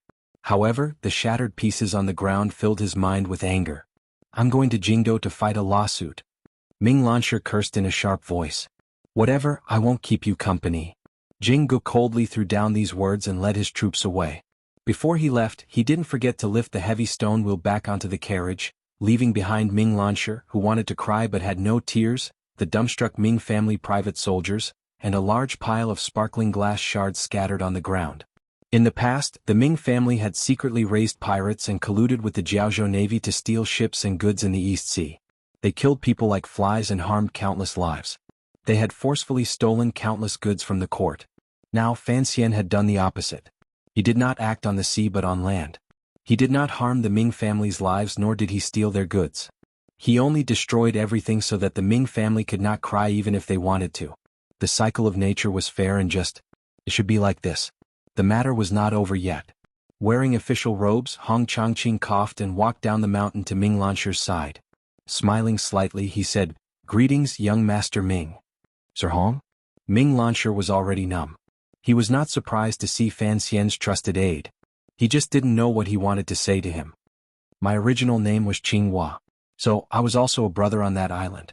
Hong Changqing moved closer to Ming Launcher's ear and said coldly and ruthlessly through gritted teeth, "These worthless pieces of glass are my thanks to you on behalf of Brother Mingzi, Sister Lan Hua, and the hundreds of brothers who died on the island. Don't tell me you've forgotten Sister Lan Hua, right? She was your favorite concubine." After Hong Changqing said this, his chest was filled with the pleasure of revenge. In a loud voice he said, "Thank you." Laughing loudly, Hong Changqing left confidently, leaving behind Ming Launcher with an ashen face and a shocked expression. He looked at his hands in astonishment. It was as if he had just remembered that he had once used these hands to end the life of a woman who was infatuated with him. The news traveled back to Ming Garden outside Suzhou. Ming Qingda's right hand trembled.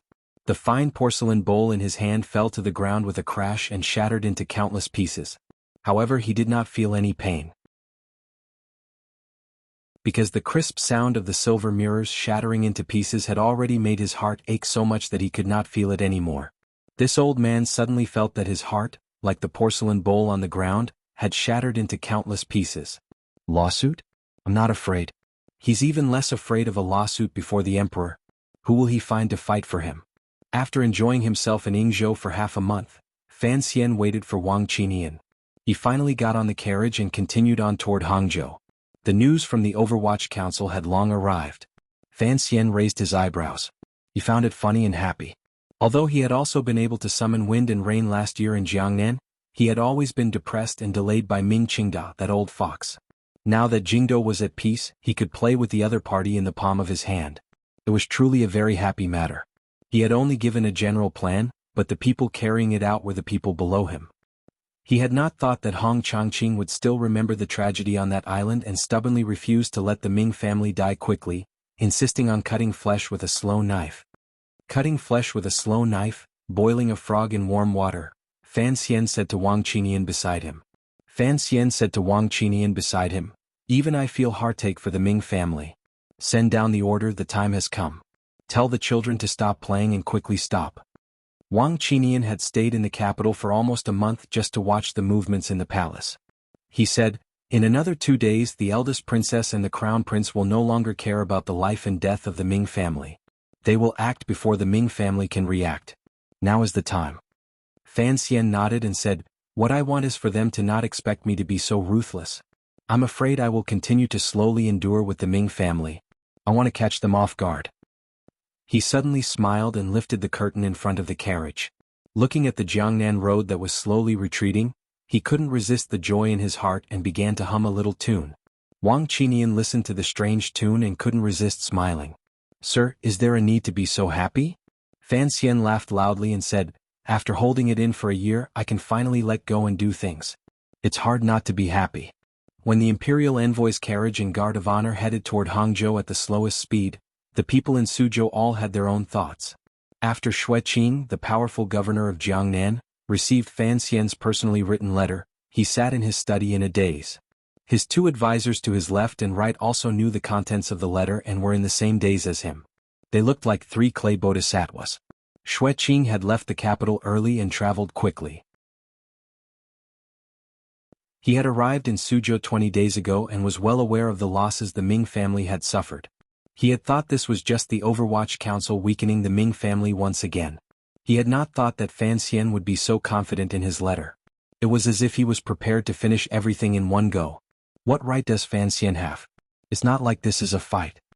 It was clear that the Jiangnan governor, Xueqing, did not know about the shady business of Zhaoshang Money House. He was thinking hard about where Fan Xian's confidence came from and why he would inform him in the letter to have him prepare. Since the imperial envoy has said so, then he must have a plan in mind. The left advisor furrowed his brows and suggested, the question now is, what should we do? Xueqing sank into deep thought. If Fan Xian could truly take out the Ming family, as a trusted aide who knew the emperor's intentions, he would cooperate well. However, the problem was, he was also quite afraid of the royal power behind the Ming family.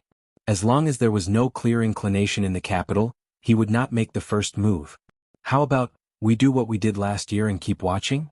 The right advisor thought for a long time and could only think of a way to smooth things over. Xueqing suddenly opened his eyes and 2 beams of cold light shot out. Watch, of course we have to keep watching, but we can't just watch. Fan Xian is only the imperial envoy of Jiangnan Road. Even if he has a way to drive out Ming Qingda on the surface, it is not convenient for him to have the Overwatch Council act in secret. He has to take care of the hearts of the Jiangnan people. The Jiangnan governor finally said, move the provincial army to watch Ming Garden and the Ming family's 1,000 private soldiers. If Fan Xian has no way, we will continue to watch. If Fan Xian succeeds, we will have to help him take out these people. The right advisor said in a trembling voice, Sir, moving troops to kill people. If the people in the palace find out, there will be big trouble. Xueqing waved the secret letter Fan Xian had sent in his hand and calmly said, since he dares to do it, then he must have a grasp of the situation in the capital. This young imperial envoy is not an idiot. He wrote to tell me because he wants to share the credit with me, but this year the Jiangnan Road Yamen has not done anything. If he wants to share the credit, then he must put in effort. Suddenly, a hurried knock came from outside the study. Xueqing furrowed his brows. The advisor went forward to open the door. A subordinate official of the Jiangnan Road Yamen hurriedly walked in. Without time to bow, he directly reported to Xueqing, Governor, something has happened to the Ming family. Something had happened to the Ming family?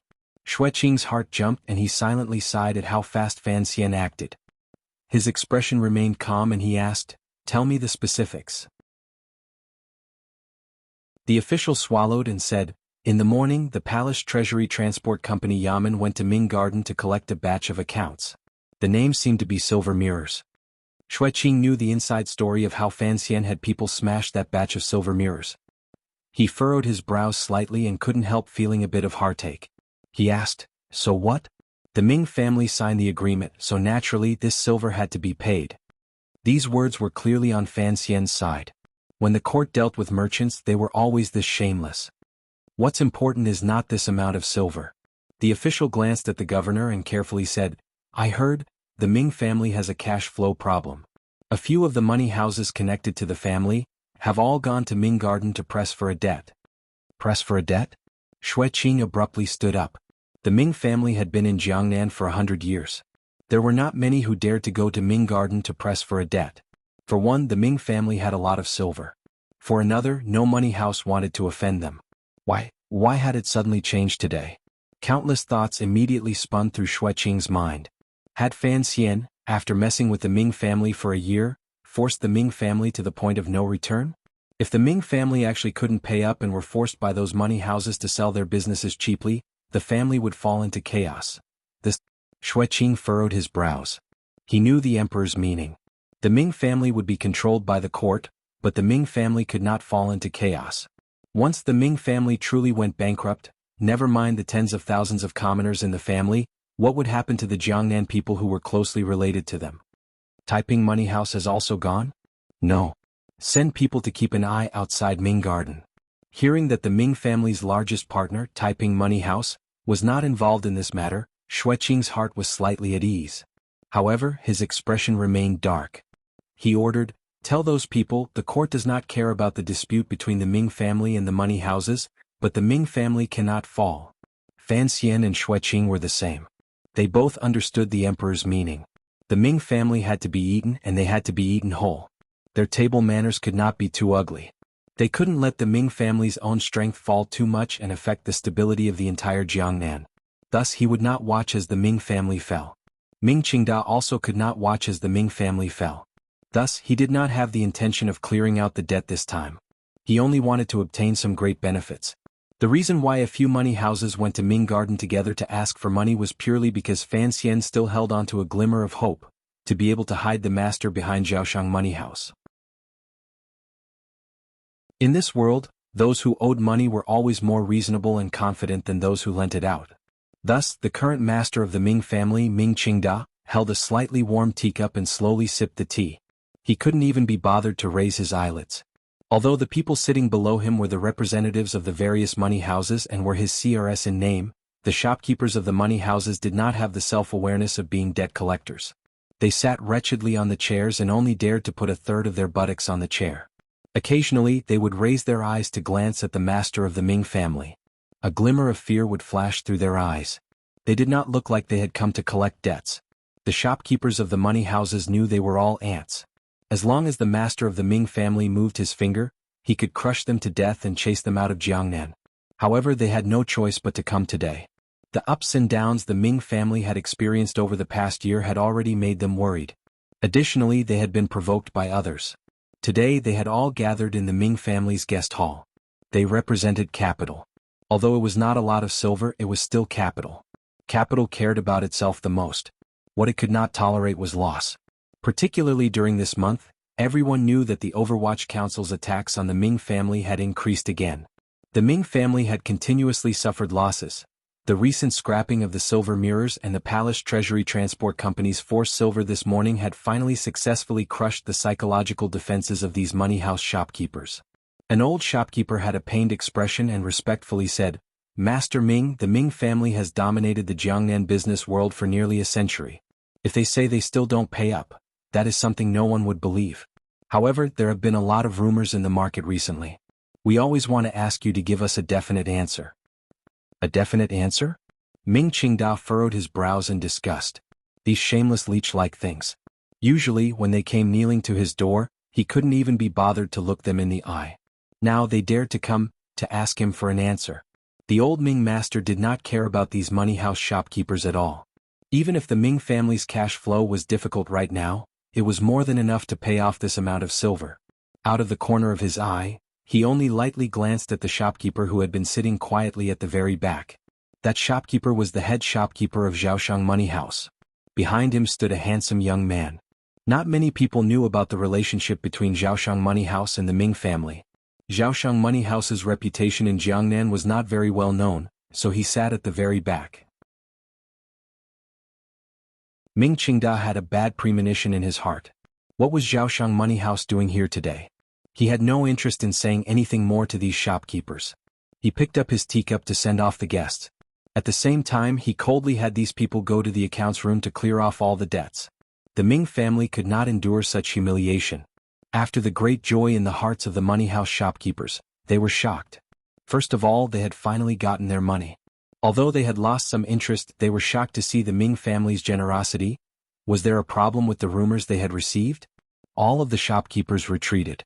Ming Qingda tilted his head and looked with interest at the shopkeeper who had not moved all this time. In a quiet voice he said, "I know, they were all persuaded by you to come." The head shopkeeper of Zhaoshang Money House smiled warmly and did not refute these words. Ming Qingda furrowed his brows slightly and said, "Speak, what do you want?" They were both old foxes who had floated in the business world for countless years. From their cooperation this year with Zhaoshang Money House, Ming Qingda knew that this unknown head shopkeeper of the money house must have been a ruthless character in the past. At this moment, all of the miscellaneous small fries had left, so the two of them spoke much more directly. Ming Qingda knew how much silver the Ming family had transferred to Zhaoshang Money House. If Zhaoshang Money House had also joined the ranks of the debt collectors earlier, the Ming family could only sell their land and houses. Even if they managed to survive this time, the family's strength would be greatly damaged. Since the other party had been silent until now, it was certainly not to laugh at the Ming family. They must have other requests. Given the promissory notes in Zhaoshang Money House's hands, they indeed had the right to ask for something from the Ming family's hands. The head shopkeeper smiled slightly and said, "Master Ming, my master wants to cooperate with you." Cooperate? Ming Qingda's eyes narrowed. A cold light flashed and was immediately restrained. What kind of cooperation would it be for a money house to cooperate with a merchant? He closed his eyes and thought deeply for a moment. In a quiet voice he said, "No." Although the word "no" was light, it was powerful and resonated, leaving no room for doubt. The head shopkeeper seemed to have not expected the Ming family to refuse so directly. After a slight pause, he still smiled and said, "No, it has to be possible." Ming Qingda opened his eyes abruptly and stared at the shopkeeper with a gaze of pity and disdain. His cold voice seeped out from between his teeth. "You are threatening me?" "I wouldn't dare," the head shopkeeper of the money house said warmly. "It is only a request." Ming Qingda once again sank into deep thought. He didn't ask what the other party was relying on to threaten him. He had borrowed a lot of money from Zhaoshang Money House this year. This was enough to give the other party a bit more confidence in his words. The head shopkeeper said slowly, "Business is business. Master Ming, you also know the present situation. If the money house uses the notes to demand silver, the Ming family's cash flow will immediately be cut off. What will you use to provide for the palace treasury's subsequent silver? Sir Fan Jr. is waiting for you to be unable to produce the silver. Then he can cut off your right to travel east. Although the Ming family is rich and powerful, you can't lose your identity as a royal merchant, and you can't lose the silver flowing out of the palace treasury." Ming Qingda fell silent. He knew the other party had hit the nail on the head. The Ming family's biggest problem was that their cash flow was gradually showing signs of drying up. It is written clearly on the transfer of silver. Before the time is up, don't even think about taking back a single tael of silver. Up until now, Ming Qingda still did not panic at all because he had enough confidence. Unexpectedly, the head shopkeeper of Zhaoshang Money House smiled slightly and said, "Who says I can't take it back? It is written on the contract that if the money house is willing to pay a shallow price, you must return the silver within 5 days. This lawsuit, even if it goes all the way to Jingdo, I will still win. You must still return the silver." Shallow price. Ming Qingda abruptly stood up. An expression of disbelief appeared on his tired face. Lowering his voice, he scolded darkly, "You're crazy. You're going to lose 30%. The head shopkeeper's expression did not change. "If we really can't work together, even if we lose 30% of the silver, our money house will still ask you to return the silver ahead of time." Ming Qingda stared at him coldly as if trying to determine whether or not the other party was a madman. He slightly relaxed his tone and said, "If we really do this, the Ming family can at most sell our land. It's not like we can't pay you back, but your money house's losses will be great. This proves our determination and sincerity." The head shopkeeper smiled warmly. The shopkeeper smiled warmly and said, "My master has always been in the money house business, but he is very interested in your country's business. He is an ambitious person and is willing to cooperate with a hero like you, so please do me the honor." Ming Qingda slowly sat down. He finally understood. It turned out that the master of Zhaoshang Money House had wanted to borrow money to join the Ming family's business a year ago. This scheme had been set up for too long. "Who is your master? On the day the agreement is reached, the master will certainly come personally to thank you, Master Ming." "What if I really don't want to?" Ming Qingda had already recovered his calm. He lightly said, "A lawsuit is fine. The Ming family will accompany you all the way. As for this silver, we can at least drag it out for a year or so." "Can it really drag it out?" The head shopkeeper smiled warmly. "A lawsuit before the emperor is just a joke. According to the first 3 rules of Qing law, you should understand that a lawsuit for a private loan can at most reach the Jiangnan Road Yamen, until it reaches Sir Shuiqing. Are you sure you want to do this?" Of course, Ming Qingda did not want to do this. The court had been watching his family like a tiger for an entire year. If they ran into this kind of lawsuit, they would certainly think of a way to kill him. He had not thought that Zhaoshang Money House had already calculated all the escape routes and understood the conflict between the Qing court and the merchants so clearly. Ming Qingda's finger trembled slightly. He stared at the head shopkeeper and roared in his tired old heart, "This is a conspiracy." After a long silence, Ming Qingda said tiredly, "How does your master want to work with me?" "Debt to silver and shares," the head shopkeeper said cleanly.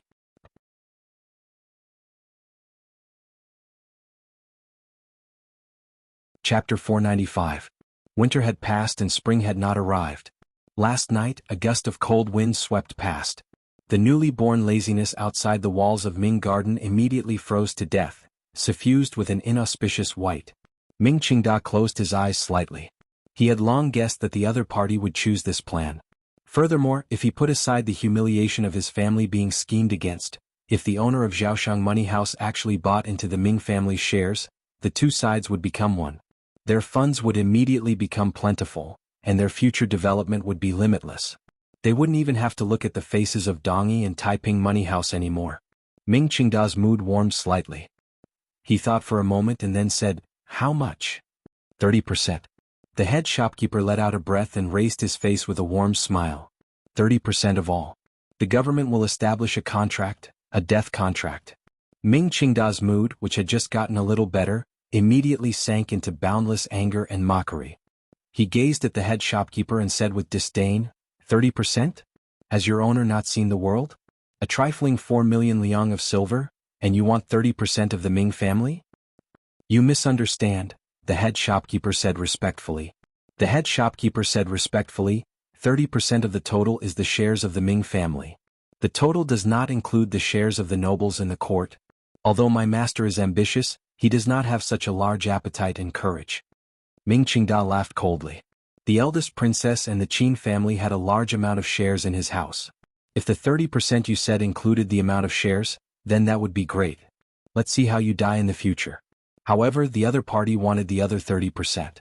This amount was too much. It is not worth that much, he said coldly and prepared to send the guest off. The head shopkeeper smiled slightly and said, "The Ming family is the wealthiest in the world and controls the people of Jiangnan. They have vast acres of fertile land and countless properties. Of course, this trifling 4 million liang of silver is not just this amount. However, times have changed. Something like cash is not the same as assets. It is the same liang of silver, but at different times, it has different values." He continued, "If this 4 million liang of silver was in the past, it would only be 1 year of the Ming family's cash income. Of course, it would not be worth 30% of the shares. However, the Ming family is currently short of cash flow and needs cash to meet an emergency. After my owner becomes a shareholder, he will provide great financial support. This 4 million liang represents an even more important value. To exchange it for 30% of the Ming family's shares is not greedy. Old master is also a wise man. Of course, he knows that the price offered by my boss is already quite fair." Ming Qingda was silent for a moment. He knew the other party was speaking the truth. This is a serious matter. Although I'm the clan leader, I can't make a decision on my own. I need to think about it. He picked up his teacup. The manager of Zhaoshang Money House and the young man behind him left. Ming Lansher walked in from the side. He looked at his father and said anxiously, "Father, you can't give it to them." Then he said indignantly, "Now I know that this Zhaoshang Money House is King evil. You've actually been plotting against our family's business since a year ago." Ming Qingda glanced at his son and shook his head unhappily, disagreeing with his words. Business is business. If it weren't for the support of Zhaoshang Money House this year, our family's days would have been even worse. An IOU of 4 million liang of silver in addition to the support of subsequent cash flow, in exchange for 30% of the shares is indeed, as they say, a very fair price. But, Ming Qingda waved his hand tiredly. In the negotiations with Zhaoshang Money House, he had appeared confident, but he had been retreating step by step. It made him doubt himself in the depths of his heart. Had his confidence waned after being repeatedly attacked by the Overwatch Council this year? Had he knelt in front of Fan Xian once and endured and retreated countless times? Had he lost a certain boldness and was he used to being led by the nose by others? But he was the current master of the Ming family. Ming Qingda slowly said, "Business is business, but since Zhaoshang Money House is using underhanded methods, why should we pretend that our hands have always been clean?" Ming Lansher felt a cold sweat pour out of his back. He stuttered, "Father, once the matter fails it will be a death sentence." Ming Qingda smiled coldly and said, "With the eldest princess protecting us, even Fan Xian would not dare to act recklessly. A mere Zhaoshang Money House, what does it count for? But Zhaoshang Money House certainly has accounts in Dongyi." Ming Lansher looked at his father and suddenly felt a wave of coldness. He felt that his usually incomparably wise and far-sighted father was now gradually becoming stupid and angry. "It doesn't matter." A glimmer of savagery flashed through Ming Qingda's calm and wise eyes. He coldly said, "Dongyi's people asking for money from the Qin kingdom? Who has the patience to care? How about? Ming Lansher muttered to himself. "How about we sell the land and the estate? Although this amount of silver is a lot, it's not like we can't pay it back." Ming Qingda said darkly, "What you can think of, how can they not think of? The court strictly forbids private buying and selling of land. If it was for a small sect it would be fine, but to sell so much land, how could it not alarm the government? All the procedures would take at least a year." Zhaoshang Money House would rather lose 30% to repay the debt ahead of time. What is it for? Isn't it to force us to split the shares? The old man's heart suddenly sank. He thought of the law the court strictly controlled the buying and selling of land. It was one of the new policies forcefully pushed through when the mistress of the Yi family was alive. Ming Lansher left with an ashen face. He guessed what his father would do, but he didn't know how. He only knew that his father had finally lost his reason under the pressure of the Ming family facing a storm this year. Although he still maintained a thread of clarity with great difficulty and thought it was better to work with Zhaoshang Money House, he did not dare open his mouth to persuade him to do anything because of the matter he had kept hidden. That night, on the bluestone street of Suzhou City, there were suddenly some rustling sounds. It was as if rats that had been trapped in their holes for a long time in winter had suddenly smelled the fragrance of delicious pastries, borrowing the cover of the night to come out of their nests. However, there were only 3 rats. 3 aces wearing black night walking clothes easily broke through the defenses of Zhaoshang Money House and killed their way into the back hall. The security of the money house had always been tight. Additionally, with Zhaoshang Money House's identity behind the scenes, they had secretly invited a number of Jianghu aces. However, this kind of defensive power could not stop the thunderous attack of the 3 night walkers. From this, it could be seen just how powerful these 3 night walkers were. The most terrifying thing was the long sword in the attacker's hands. The sword seemed to be imprinted with some kind of magic. It broke through the air without a sound, and the sword did not return. It pierced forward like the anger of the 9 heavens had descended. Its momentum was indomitable and never looked back. In a moment, it left behind a dozen bodies in the back of the money house and a pool of blood on the ground. No one had the time to scream or cry for help. However, these 3 brilliant swordsmen encountered a great obstacle in the back garden of the money house. They clearly saw the box of loan receipts the head shopkeeper of Zhaoshang Money House held tightly in his arms, but they were unable to stab the tip of their swords into the other person's throat. Even the leading ace among the 3 could not do it. This was because the peerless green sword in his hand that could split mountains and rivers was currently surrounded by a green cloth that seemed weak but actually contained boundless power. With 3 rips, the swordsman pulled back his sword. Clasping his hands together, he bowed to the young man holding the green banner. There was dignity in martial arts. Having reached such a stage in assassination, it had become a contest of martial arts. The green banner had already been twisted into countless pieces by the brilliant and steady sword intent. The words Tai Xiang, written on it, had also become a small black dot on the shredded cloth. The young man who had once gone by the name of Tai Xiang and now went by the name of 13th Wang held the bare banner staff in his hand and looked at the black-clothed man holding the green sword with the air of a master. He slowly lowered his head and bowed in return. "Please." The black-clothed man took off the cloth covering his face. His expression was solemn. His 3 strands of light beard fluttered slightly. He held the sword sincerely and poured all the energy in his body into it. Even with 13th Wang's fearless and carefree nature, he couldn't help but be moved when he suddenly saw this person's face. If Fan Xian was there and saw the black-clothed man's face clearly, he would probably also immediately turn and leave without a moment's delay. Yun Jilan, the first disciple of Dongyi Sigu sword and a 9th-level master of sword techniques. 13th Wang's right hand gripped the banner staff tightly. His pupils constricted slightly. He was very nervous. The two night travelers who had followed Yun Jilan into the back garden of Zhaoshang Money House were aces from Dongyi. Seeing Yun Jilan holding his sword and facing the chaos, they respectfully retreated to the side. In their hearts, although the young man holding the banner had an unfathomable cultivation, as long as he was not a great grandmaster or a strange figure like Fan Xian, he would not be defeated by one of Yun Jilan's attacks. 13th Wang looked at him in a daze and suddenly said, "Is your injury better?" Yun Jilan furrowed his brows slightly and slowly said, "Do you know me?" Last spring Yun Jilan had gone to Jiangnan alone. One reason was to secretly watch his female disciples train. The most important goal was to find an opportunity to assassinate the Jiangnan Road Imperial envoy Fan Xian. However, the ending of the matter was rather painful. A master of sword techniques had only sat on a fishing boat and glanced at Fan Xian from a distance upstairs before falling into the Overwatch Council's ambush. Even now, Yun Jilan still could not forget the sword light that had appeared like a ghost in the water. He felt a secret chill because that sword light that came and went like a ghost had caused him the heaviest injury he had suffered since he began his journey. However, the news of his injury had always been tightly controlled. Presumably, the Qing court did not want to cause a diplomatic storm. Thus, when 13th Wang asked if his injury was better, Yun Jilan felt surprised. 13th Wang smiled somewhat helplessly and said, "You are a swordsman of a generation. How can you become a thief?" Yun Jilan smiled and said, "Are you any different? Even if you killed everyone in Zhaoshang Money House and burned these deeds, you still wouldn't be able to help the Ming family." 13th Wang sighed and said, "What is left here is only a copy. The original is not in Suzhou. If the original is in Dongyi, it will probably be gone by tomorrow," Yun Jilan slowly said. Yun Jilan slowly said, "I don't know where you come from, but the Ming family is too important to Dongyi. I ask that you do not obstruct me." 13th Wang said, "Ming Qingda is finished." Before he finished speaking, the black-clothed person who had been waiting quietly by Yun Jilan's side said, "Teacher, this person is stalling for time." 13th Wang was slightly startled. He realized that this black-clothed person was a woman. Her voice was very clear. Involuntarily he tilted his head and smiled. "Cece is also here?" The black-clothed person's body shook.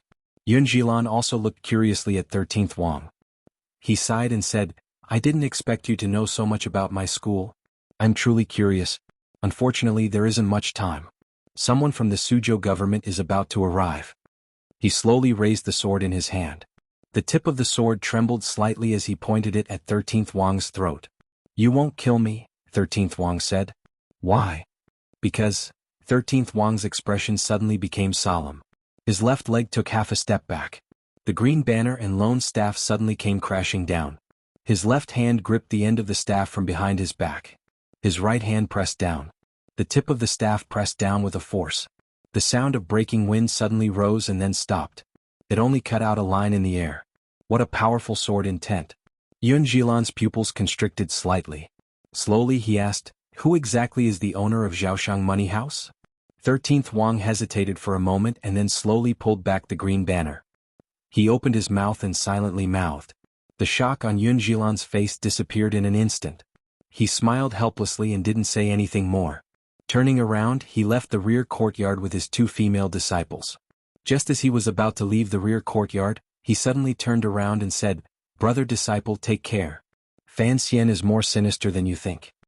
13th Wang smiled bitterly and said, "Brother disciple, if you tell Ming Qingda, trust that I will certainly have the opportunity to see how Fan Xian slowly kills me."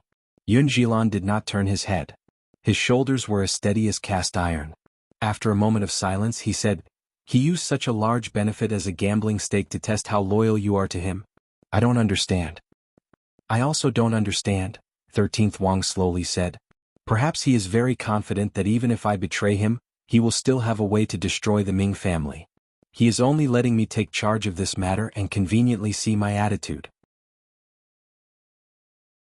Yun Jilan said, What exactly does teacher mean? Is the Ming family more important, or is Fan Xian's trust in you more important? Only then can I decide what to do. Sir Fan Jr.'s trust is the most important, 13th Wang said sincerely. Even if I join hands with you and tell Ming Qingdao the truth of the matter and help the Ming family survive this disaster, what about next time? In the end, the palace treasury is Sir Fan Jr.'s. Teacher does not mind establishing some kind of friendship with a child from a foreign country. Then you shouldn't have told me just now, Yun Jilan slowly said. 13th Wang smiled and glanced at the head shopkeeper of Zhaoshang Money House, who was holding a document and had a face full of wariness. Even if I didn't tell you, no one knows whether or not I would inform you in secret. So, it was better to tell you face to face. Looks like there won't be any action in Dongyi. Yun Jilan sighed.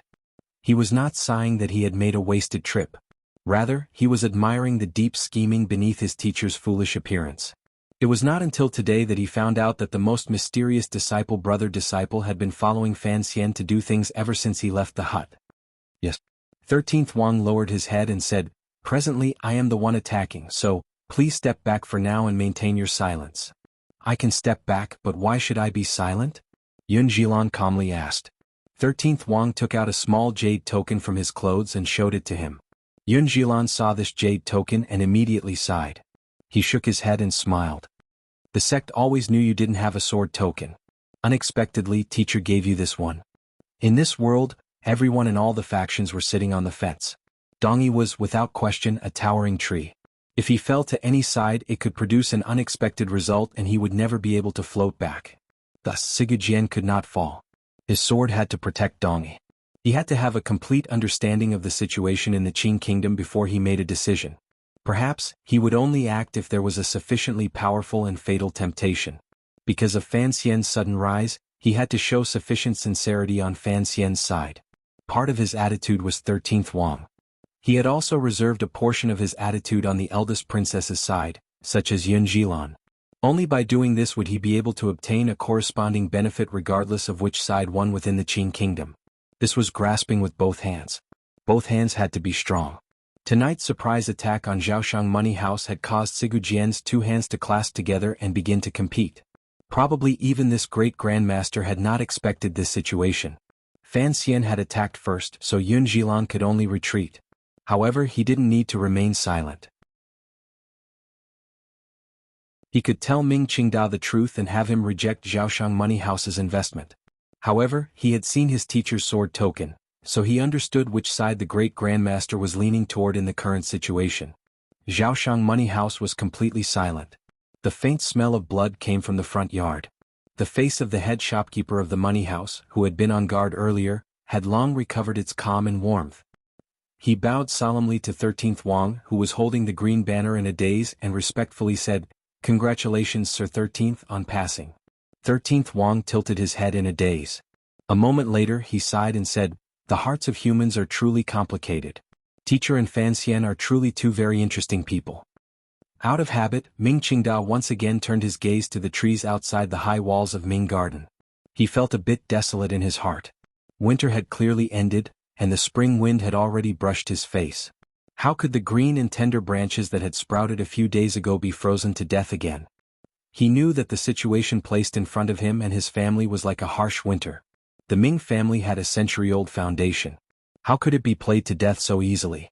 However, ever since they had become royal merchants that distributed palace treasury products, the Ming family had earned a lot and sunk too deep. They could not pull themselves out. Gradually, it became a place for the various powers in the court to wrestle. No matter how strong the merchants were, how could they stand up to the court's tricks? Regardless of whether it was the suppression this year, the manipulation of the prices a few months ago, or the vicious and somewhat shameless act of throwing rocks at silver mirrors, the Ming family had paid too much blood and sweat and lost too much power. The entire family business was becoming more and more difficult to operate. If he could escape, the Ming family could still survive. However, he could not escape, so he needed to solve the problem. The most pressing problem placed in front of the Ming family was the lack of cash flow and a serious lack of cash flow. To solve this problem they needed outside support.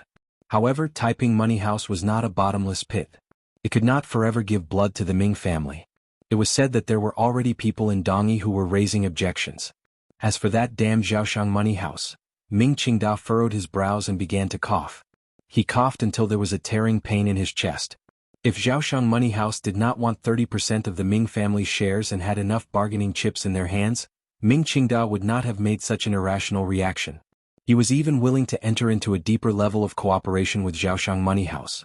After this storm, they could join hands and earn all the silver in the world. But he wanted his family property? This touched Ming Qingda's bottom line. This was the family property he had obtained by kneeling down to kill his mother and begging for glory. How could he hand it over with both hands for 4 million liang of silver? However, the current Ming family indeed could not pull out the silver to pay back this 4 million liang of silver. Even if Zhaoshang Money House used a shallow price to pay off the contract, Ming Qingda still could not take out close to 3 million liang of silver. He coughed even harder. A glimmer of gloominess, loss and submission flashed through his eyes. Yun Jilan once again took his people and left.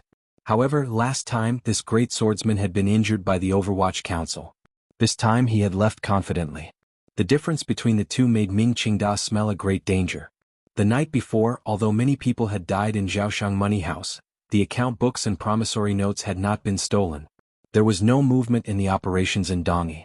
On the contrary, the Jiangnan Road Yamen had rushed to take over the Zhaoshang Money House murder case and stationed heavy guards.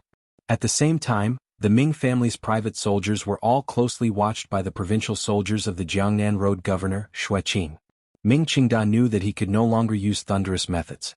Being watched by the court, he could only think of a way through business. To solve the Ming family's current crisis, he could only choose to lower his head. He tiredly said to the concubine beside him, "Go invite the people from Zhaoshang Money House over, go personally. Make sure your attitude is better."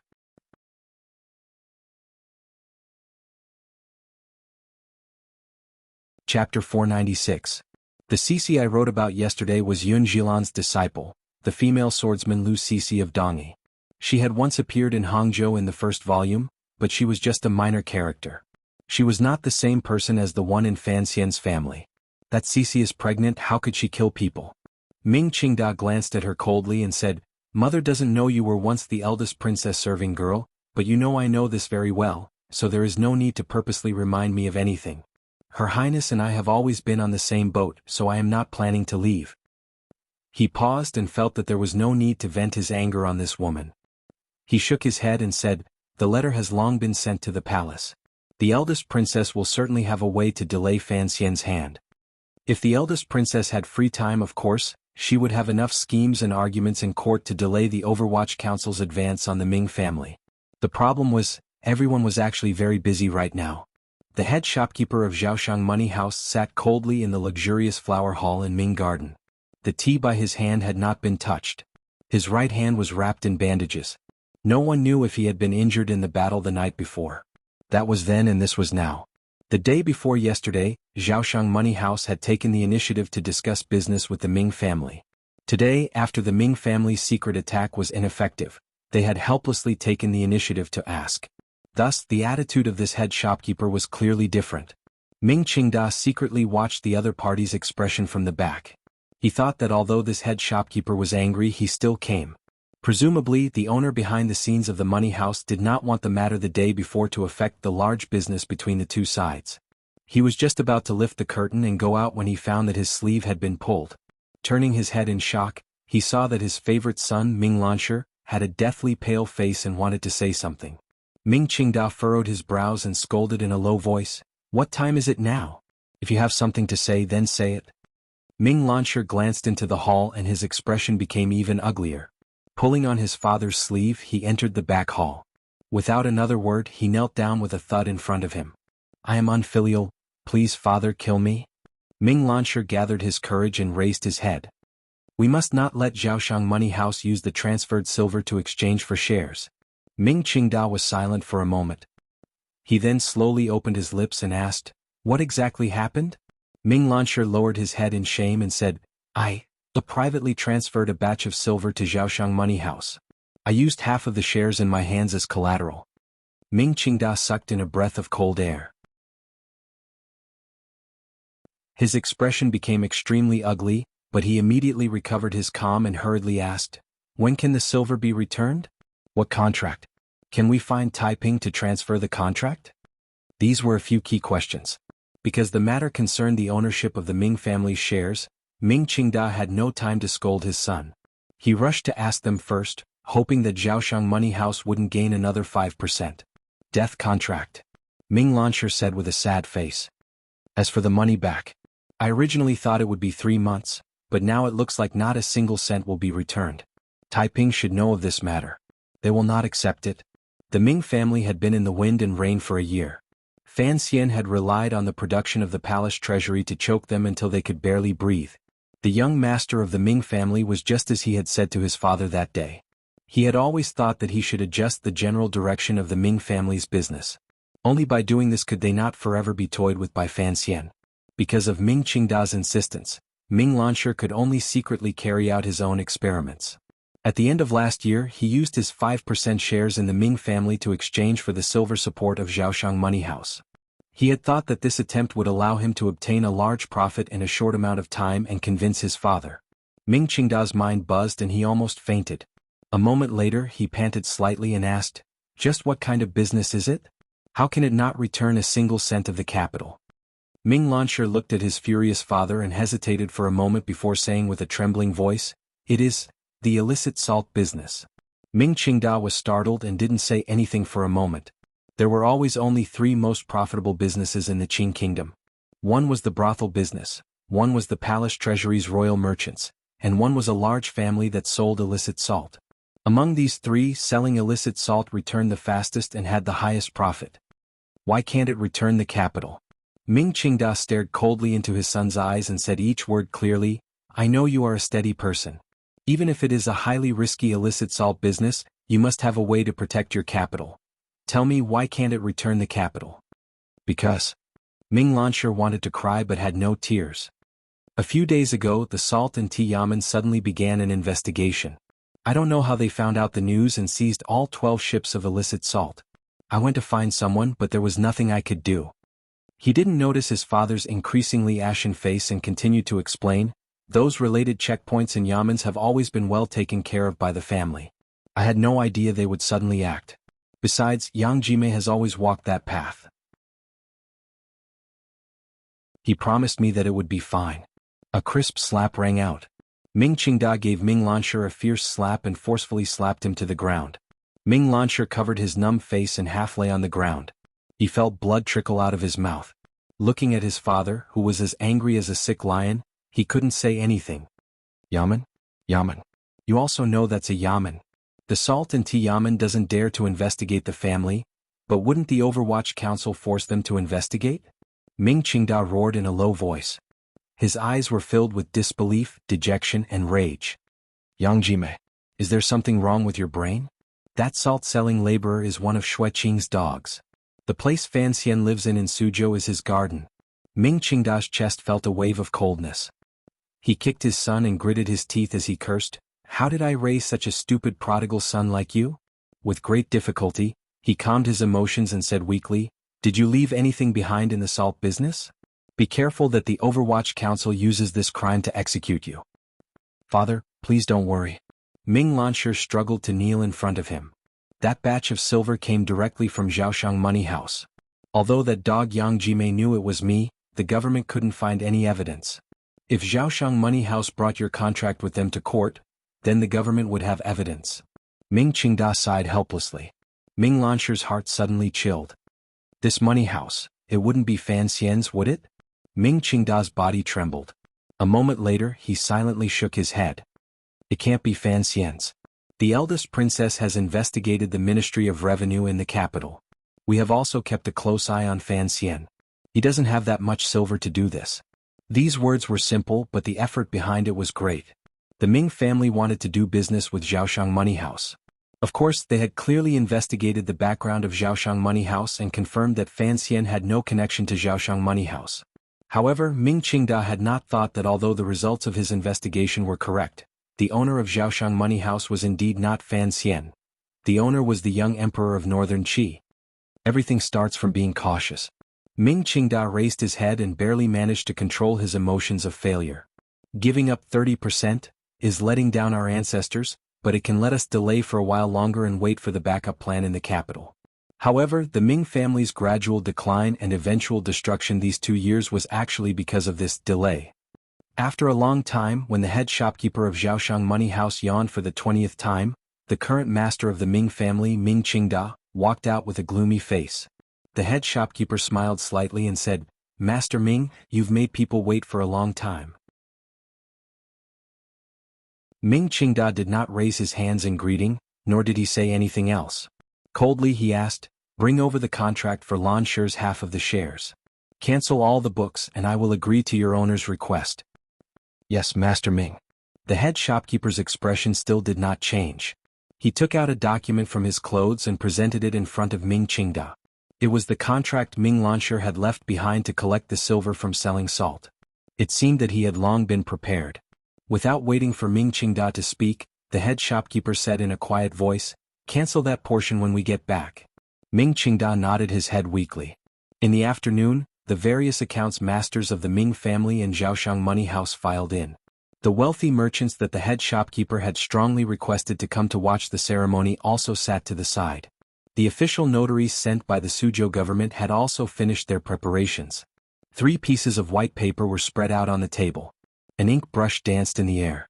In a flash, 3 debt transfer documents were written. The wealthy merchants of the Suanxiong family and the elderly people in Suzhou, who were watching from the side, looked for a while before they understood what was written. They couldn't help but repeatedly suck in a breath of cold air with an unspeakable shock. Zhaoshang Money House invested in the Ming family 30% of the shares. Although the major figures in Jiangnan had long seen the Ming family's predicament, no one had expected that the Ming family, which was as rich as a country, would be in such a difficult situation. It could not be said to be at the end of the line. But to use 4 million liang of borrowed silver to exchange for 30% of the Ming family's shares? The merchants pondered it for a while and remembered that the Ming family's current predicament was mainly focused on cash flow, so they immediately understood this point. On the contrary, they felt that Zhaoshang Money House's asking price was very fair. Ming Qingda raised his brush and was silent for a moment. Without any pretense, he calmly signed his name and pressed his fingerprint on it. Everyone watched this scene silently.